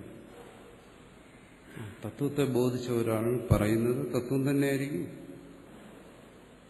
മറ്റൊന്നും ആയിരിക്കില്ല. അയാൾക്ക് ഇത് പറയേണ്ട കാര്യമില്ല. കാരണം അതിന് ഇത് മനസ്സിലാക്കാൻ അയാളുടെ ആവശ്യമില്ല. പക്ഷെ അത് പറയുന്നത് ലോക മര്യാദയ്ക്ക് അനുസരിച്ചായിരിക്കും. ഇതാണ് ശങ്കരാചാര്യർ എടുത്തു പറയുന്ന ഒരു കാര്യം. ലൗകികമായ പദപദാർത്ഥത്തെ ആശ്രയിച്ചുകൊണ്ട് തത്വത്തെ ബോധിക്കുന്നു. അല്ല ഏതെങ്കിലും നിഗൂഢമായ, ഏതെങ്കിലും അത്ഭുതമുള്ള ഏതെങ്കിലും ഒരു വഴിയിലൂടെ അല്ല ഇത് ബോധിപ്പിക്കുന്നു. നമുക്ക് മനസ്സിലാകാവുന്ന ഭാഷയിൽ തന്നെ, നമ്മുടെ കയ്യിലിരിക്കുന്ന ഉപകരണങ്ങൾ ഉപയോഗിച്ച് തന്നെ ആണ് ഇത് മനസ്സിലാക്കേണ്ടത്. പക്ഷെ അതിനൊരു താല്പര്യമുണ്ട്. അത് തത്വദർശി ദർശിച്ച താല്പര്യം. ആ താല്പര്യത്തെ നമ്മുടെ ഉള്ളിലേക്ക് കടത്താൻ ശ്രമിക്കുന്നു. ഇത്രയുള്ള ഒരു വ്യത്യാസം. ഇതിനപ്പുറമുള്ള വേറെ അത്ഭുതങ്ങളൊന്നുമില്ല. ഏകത്വ പ്രത്യയ അർത്ഥപരത്വം, അഭേദ ജ്ഞാനമാകുന്ന അർത്ഥമാണ് ശ്രുതിയുടെ താല്പര്യം. അഗ്നേഹി വിസ്ഫുലിംഗോ അഗ്നേരേവ ഇതി ഏകത്വ പ്രത്യാർഹോ ദൃഷ്ടോ ലോകേ. എന്തിന് പറയുന്നു? ആ അഗ്നിയിൽ നിന്ന് പൊട്ടിത്തെറിച്ചത് ആ വിസ്ഫുലിംഗം അഗ്നിയാണ് എന്ന് പറയുമ്പോൾ എന്താ അതുകൊണ്ട് ഉദ്ദേശിക്കുന്നത്? അതങ്ങനെ പൊട്ടിത്തെറിച്ചെങ്കിലും അഗ്നി അല്ലാതായി മാറില്ല. അത് ഭേദമായി അനുഭവപ്പെടുന്നുണ്ടെങ്കിലും വാസ്തവത്തിൽ അഗ്നി എന്നുള്ള നിലയ്ക്ക് അത് അഭേദമാണ്. ഇതല്ലേ ആ ദൃഷ്ടാന്തത്തിലൂടെ ബോധിപ്പിക്കാൻ ശ്രമിക്കുന്നത്. ഭേദമാണെങ്കിൽ അത് പറയേണ്ട കാര്യമില്ല. നിങ്ങൾക്കറിയാം രണ്ടും രണ്ടായിരിക്കുന്നു. അതാണ് അഗ്നേഹി വിസ്ഫുലിംഗോ അഗ്നിരേവ, അഗ്നിയുടെ വിസ്ഫുലിംഗം അഗ്നി തന്നെയാണ്. ഇത്യേകത്വപ്പെടുത്തിയ ഇങ്ങനെയുള്ള അഭേദബോധം ദൃഷ്ടോ ലോകെ, ലൗകിക ദൃഷ്ടാന്തത്തിൽ നിന്ന് അതാണ് മനസ്സിലാക്കുന്നത്. തഥാച അംശോ അംശിന ഏകത്വപ്പെടുത്തിയാർഹ. അതുകൊണ്ട് ഈ അംശി എന്ന് ബോധിക്കുന്നു. ഈ അംശി എന്ന് പറയുന്നത് എന്തിനു പറയണം? അത് നിങ്ങളുടെ അനുഭവമായതുകൊണ്ട് പറയാതിരിക്കാൻ പറ്റത്തില്ല. അങ്ങനെയുള്ള അനുഭവം. ഈശ്വരനുണ്ടെന്ന് കരുതുന്നവനും അവന് അറിയാം താൻ ഈശ്വരനല്ല, ഈശ്വരൻ ഇതൊക്കെ സൃഷ്ടിച്ച ആളാണ്, ഞാനൊരൽപ്പൻ അജ്ഞൻ, ഇവിടെ പറയുന്ന പോലെ ക്ഷുദ്രൻ ആയൊരംശമാണ്. ഈ ഒരു ബോധമാണ് അവനിൽ ഇരിക്കുന്നത് സർവരിൽ. ഈ ബോധമിരിക്കെ ഈ ബോധത്തെ അംഗീകരിച്ചുകൊണ്ടേ സംസാരിക്കാൻ പറ്റൂ. അതുകൊണ്ട് പറയുന്നു, എന്റെ അംശമായിരിക്കുന്ന ഈ ജീവന്മാരെല്ലാം ആത്യന്തികമായി ഞാൻ തന്നെ. അങ്ങനെയല്ല പിന്നെ എങ്ങനെയാ പറയുന്നത്? എന്റെ അംശം അല്ലാത്തതെന്ന് പറയാൻ പറ്റും? അങ്ങനെ പറയാൻ പറ്റുമോ? ഈ അഗ്നിയിൽ നിന്നും സ്ഫുടിച്ചു മാറാത്ത അഗ്നി, അങ്ങനെ പറയേണ്ട ആവശ്യം വരുമോ? അത് അഗ്നിയിൽ നിന്നും സ്ഫുലിംഗങ്ങൾ ഉണ്ടാകാതിരുന്നാൽ ഇവിടെ ഉണ്ടായിക്കഴിഞ്ഞു. അഗ്നിയിൽ നിന്ന് സ്ഫുലിംഗങ്ങൾ ഉണ്ടായിക്കഴിഞ്ഞാൽ അഗ്നിയിൽ നിന്നും ഉണ്ടായ ഈ സ്ഫുലിംഗങ്ങൾ തന്നെ തുടങ്ങാൻ പറ്റും. അതിനെ കണ്ടുകൊണ്ട് പറയുന്നുണ്ട്, ഭേദത്തെ ഗ്രഹിച്ചുകൊണ്ട് പറയുന്നുണ്ട്. തുടങ്ങുന്നത് എങ്ങനെയായിരിക്കും? ഈ അഗ്നിയിൽ നിന്നും ഉണ്ടായ സ്ഫുലിംഗങ്ങൾ. അത് കഴിഞ്ഞ് പറയുന്നതാണത് അഗ്നി തന്നെ. എന്താണോ സർവ്വസാധാരണമായിരിക്കുന്ന അനുഭവം, ആ അനുഭവത്തെ മുൻനിർത്തി അസാധാരണമായ അജ്ഞേയമായ തത്വത്തെ ബോധിപ്പിക്കുന്നു. അതാണ് ബോധന രീതി, ഉപദേശത്തിന്റെ രീതി. അതിവിടെ സ്വീകരിച്ചിരിക്കുന്നു എന്നേ ഉള്ളൂ. അല്ലെങ്കിൽ ശ്രുതി വ്യർത്ഥമാകും. കാരണം ജ്ഞാതമായതിനെ ജ്ഞാപിപ്പിച്ചാൽ അത് പ്രമാണമല്ല. പ്രമാണമെന്ന് പറയാൻ പറ്റത്തില്ല. അറിഞ്ഞതിനെ പിന്നെ അറിയിക്കേണ്ട ആവശ്യമില്ല. ഒരു കണ്ണുകൊണ്ട് നമ്മൾ ഇതിനെയൊക്കെ കാണുന്നുണ്ട്, അതിൻ്റെ ഒരു കണ്ണുകൂടെ വേണം ഇതിനെ കാണാൻ. വേണ്ടല്ലോ, ഒരു കണ്ണ് മതി. രണ്ട് കണ്ണിന്റെ ആവശ്യമില്ല. രണ്ടാമതൊരു കണ്ണ് വന്നാലും ഇത് തന്നെ കാണിച്ചു തരുന്നു.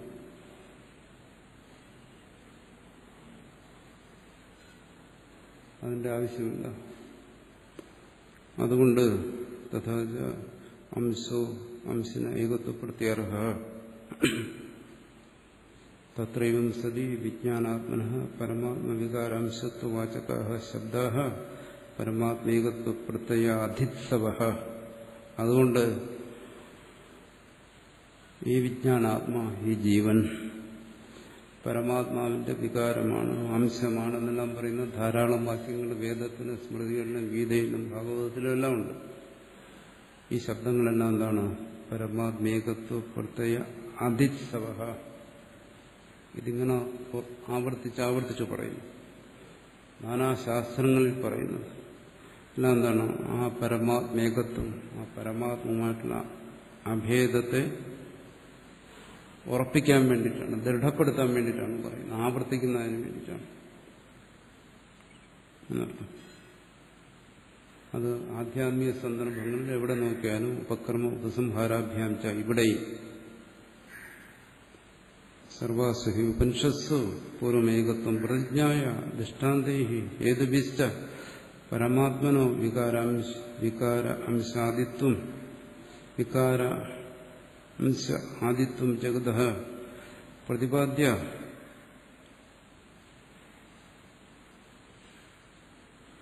പുനരേകത്വം ഉപസംഹരിതി.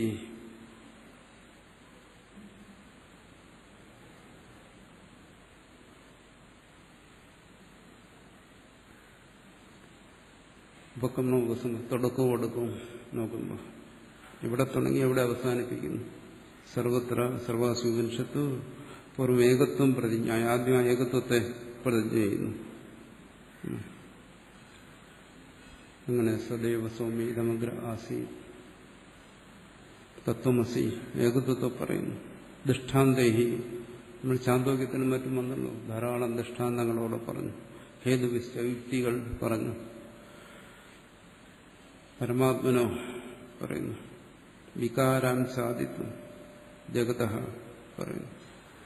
പരമാത്മത്തിന്റെ വികാരമാണ്, അംശമാണ്, ജഗത്തിന്റെ സൃഷ്ടിയുണ്ടായി തുടങ്ങിയ കാര്യങ്ങളെല്ലാം പറഞ്ഞിട്ട് പുനരേകത്വം ഉപസംഹരി, അവസാനം ആ ഏകത്വത്തിൽ ഉപസംഹരിക്കുന്നു, അഭേദത്തിൽ ഉപസംഹരിക്കുന്നു. തദ്യഥ ഇഹൈവതാവതീതം സർവം യദയമാത്മാ ഇത് പ്രതിജ്ഞായ ഉത്പത്തിസ്ഥിതി ലയഹേതുദൃഷ്ടാന്തേഹി വികാര വികാരിത്വ ഏകത്വ പ്രത്യയഹേതൂൻ പ്രതിപാദ്യ അനന്തരം അബാഹ്യം അയമാത്മാ ബ്രഹ്മ ഇത്യുപസംഹരിഷ്യതി. അത് തന്നെയാണ് ഇവിടെയും.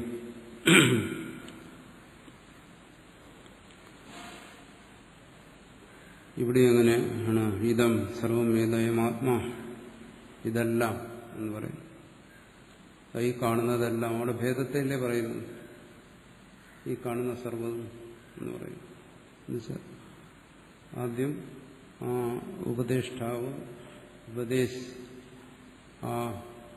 ഉപദേശം സ്വീകരിക്കുന്നവന്റെ ശിഷ്യന്റെ മനോനില അംഗീകരിക്കുന്നു. നീ കാണുന്ന ഇതെല്ലാം അത്രയും പറഞ്ഞുകൊണ്ട് ഭേദത്തെ അംഗീകരിക്കുന്നു എന്നല്ല. അടുത്ത് പറയുന്നു അയമാത്മാ, നീ പ്രത്യക്ഷമായി ഇരിക്കുന്ന, നിനക്ക് പ്രത്യക്ഷമായിരിക്കുന്ന നിന്റെ സ്വരൂപം തന്നെയാണ്. നീ സദാ ഗ്രഹിച്ചുകൊണ്ടിരിക്കുന്ന നിന്റെ സ്വരൂപം തന്നെയാണ് സർവ്വതും. ഉത്പത്തിസ്ഥിതി ലയ ഹേതു ദൃഷ്ടാന്തേഹി എന്നാണ്. ഉത്പത്തി, സ്ഥിതി, ലയം എല്ലാം ചർച്ച ചെയ്യുന്നു. ഹേതു ദൃഷ്ടാന്തങ്ങളിൽ വികാര വികാരിത്വാദി വികാരിത്വ ഏകത്വപ്പെടുത്തിയ ഹേതുവിൽ ഈ വികാര വികാരിത്വങ്ങളെല്ലാം ഏകത്വ ബോധത്തിന് വേണ്ടിയുള്ളതാണെന്നർത്ഥം. ഈ നാനാത്വം ഏകത്വ ബോധത്തിന് വേണ്ടിയാണ്. എങ്ങനെ? ഏകത്വം കൂടാതെ ഈ നാനാത്വം സംഭവിക്കത്തില്ല. അങ്ങനെയൊരു ബോധത്തിന് വേണ്ടി. അഗ്നിയില്ലാതെ, അഗ്നി ഏകമായൊരു അഗ്നിയില്ലാതെ അതിൽ നിന്ന് തീപ്പൊരികൾ ഉണ്ടാകത്തില്ല. ഏകമായൊരാകാശമില്ലാതെ ഇവിടെ ഘടാകാശം, മഠാകാശം അങ്ങനെയൊന്നും ഉണ്ടാകത്തില്ല. അങ്ങനെ ആ ഏകത്വം, ഈ നാനാത്വം ഏകത്വത്തെ സമർത്ഥിക്കുകയാണ്. അതിനു വേണ്ടിയിട്ടാണ്. അത് അവിടെ ഒന്ന് മനസ്സിലാക്കുന്നത് എന്താണ്? തത്വം, പരമാർത്ഥം. ആ പരമാർത്ഥ ബോധത്തിന് വേണ്ടിയാണ്. അല്ല, പരമാർത്ഥ ബോധം ആവശ്യമില്ലെങ്കിൽ ഇതൊക്കെ മതി. ഈ കാണുന്ന ഈ കോലാഹലങ്ങളിൽ ഒരാൾ സംതൃപ്തനാണെങ്കിൽ അയാൾക്ക് ഇത് മതി, ഇതിനപ്പുറം വേണ്ട. ഈ ദ്വൈതം മതി. അല്ല, പരമാർത്ഥ ബോധമാണെങ്കിൽ അതിന് ഈ ദ്വൈതം തടസ്സമല്ല. അദ്വൈതത്തിന് ദ്വൈതം ഒരു തരത്തിലുള്ള തടസ്സവും ബുദ്ധിമുട്ടും ഒന്നും ഉണ്ടാക്കുന്നില്ല. അദ്വൈതി ഒരിക്കലും ദ്വൈത ഭീരുവല്ല, ദ്വൈതത്തെ ഭയക്കുന്നവനല്ല. അത് അദ്വൈതത്തിലേ സാധിക്കും, വേറൊന്നിനും അത് സാധിക്കത്തില്ല. ദ്വൈത അനുഭവത്തിൽ ആണ് ഒരാൾ അദ്വൈത ബോധത്തോടുകൂടി ജീവിക്കുന്നത്. അതുകൊണ്ട് ദ്വൈതം അദ്വൈതത്തിന് ഒരു തരത്തിലും തടസ്സം സൃഷ്ടിക്കുന്നില്ല. മറ്റ് അഭ്യാസങ്ങൾക്കും മറ്റൊക്കെ തടസ്സം സൃഷ്ടിക്കുന്നു. നമുക്ക് യോഗം പരിശീലിക്കണം, ചിത്തവൃത്തി നിരോധിക്കണം. ഈ ദ്വൈതം തടസ്സമാണ്. ഈ ദ്വൈതത്തിലതുകൊണ്ട് ചിത്തവൃത്തി നിരോധം സാധിക്കില്ല. കാരണം ഇത് നിരോധിക്കണ്ടേ, ഇതിനെ മാറ്റണ്ടേ.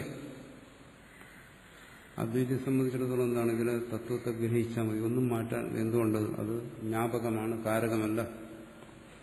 ഇതിനെല്ലാം മാറ്റിക്കളയുന്ന ഒന്നല്ല ആത്മബോധം എന്ന് പറയുന്നത്. ഇതിന്റെ തത്വം എന്താണ്? അതായത് ആഭരണത്തെ കണ്ടിട്ട് ഇത് സ്വർണമാണെന്ന് ഗ്രഹിക്കുന്നവന് പിന്നെ ആഭരണ പ്രതീതി ശല്യമൊന്നും ചെയ്യുന്നില്ല. ആഭരണ പ്രതീതി കൊണ്ട് അയാൾ അസ്വസ്ഥനാകുന്നില്ല. ആ സ്വർണപ്രതീതിയിൽ അയാൾക്കുണ്ടായ അകൃതകൃത്യത അത് ആഭരണ പ്രതീതി ഇല്ലാതാക്കുന്നില്ല. അതിങ്ങനെ ഇല്ലാതാക്കാൻ പറ്റും. കാരണം ആഭരണ പ്രതീതിക്ക് സ്വർണപ്രതീതിയെ ബാധിക്കാൻ കഴിയത്തില്ല, ഏതെങ്കിലും തരത്തിൽ ശല്യപ്പെടുത്താൻ കഴിയത്തില്ല.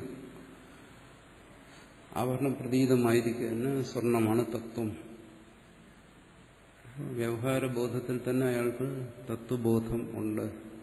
ആ തത്വബോധത്തിൽ സ്വർണമാണെന്നുള്ള ബോധത്തോടുകൂടി വേണം ആഭരണത്തെ കൈകാര്യം ചെയ്യാൻ. അല്ലെങ്കിൽ കഷ്ടനഷ്ടങ്ങളൊക്കെ വരും.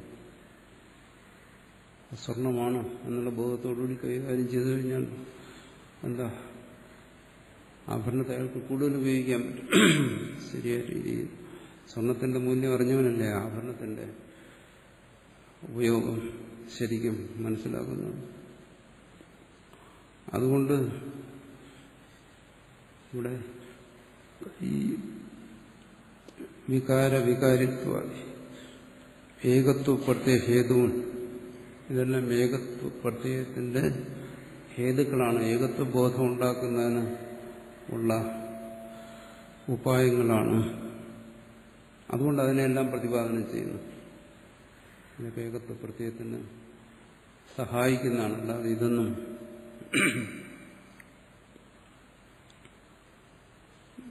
തത്വബോധത്തിന് വിരുദ്ധമായ കാര്യങ്ങളല്ല. ഈ ദ്വൈതബോധം അതാണ് ഇവിടെ പറയുന്നത്.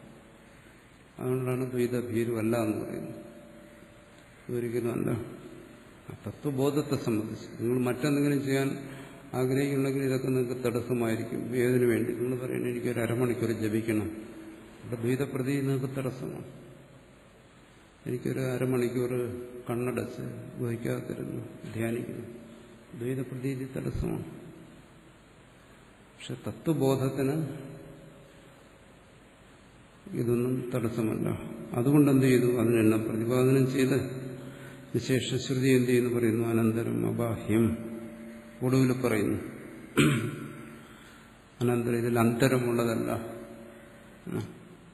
അബാഹ്യം ഉള്ളും പുറമില്ലാത്തതെന്നും പറയാം. അയമാത്മാ ബ്രഹ്മ എന്നിട്ട് പറയുന്നു, അയമാത്മാ നീ പ്രത്യക്ഷമായി ഗ്രഹിച്ചുകൊണ്ടിരിക്കുന്ന നീ നിന്നെ തന്നെ പറയും. അയം എന്ന് പറയുന്നത് പ്രത്യക്ഷമായി നിർദ്ദേശിക്കണം. തന്നെ വേറെ ആരും ചൂണ്ടിക്കാണിച്ചു തരേണ്ട കാര്യമില്ല. താൻ ആരാണെന്ന് തനിക്കറിയാം. അങ്ങനെ ഈ സ്വയം ഗ്രഹിച്ചുകൊണ്ടിരിക്കുന്ന നീ, അതാണ് തത്വം, സർവവ്യാപകമായ തത്വം. ഇത്തി ഉപസംഹരിഷ്യതി,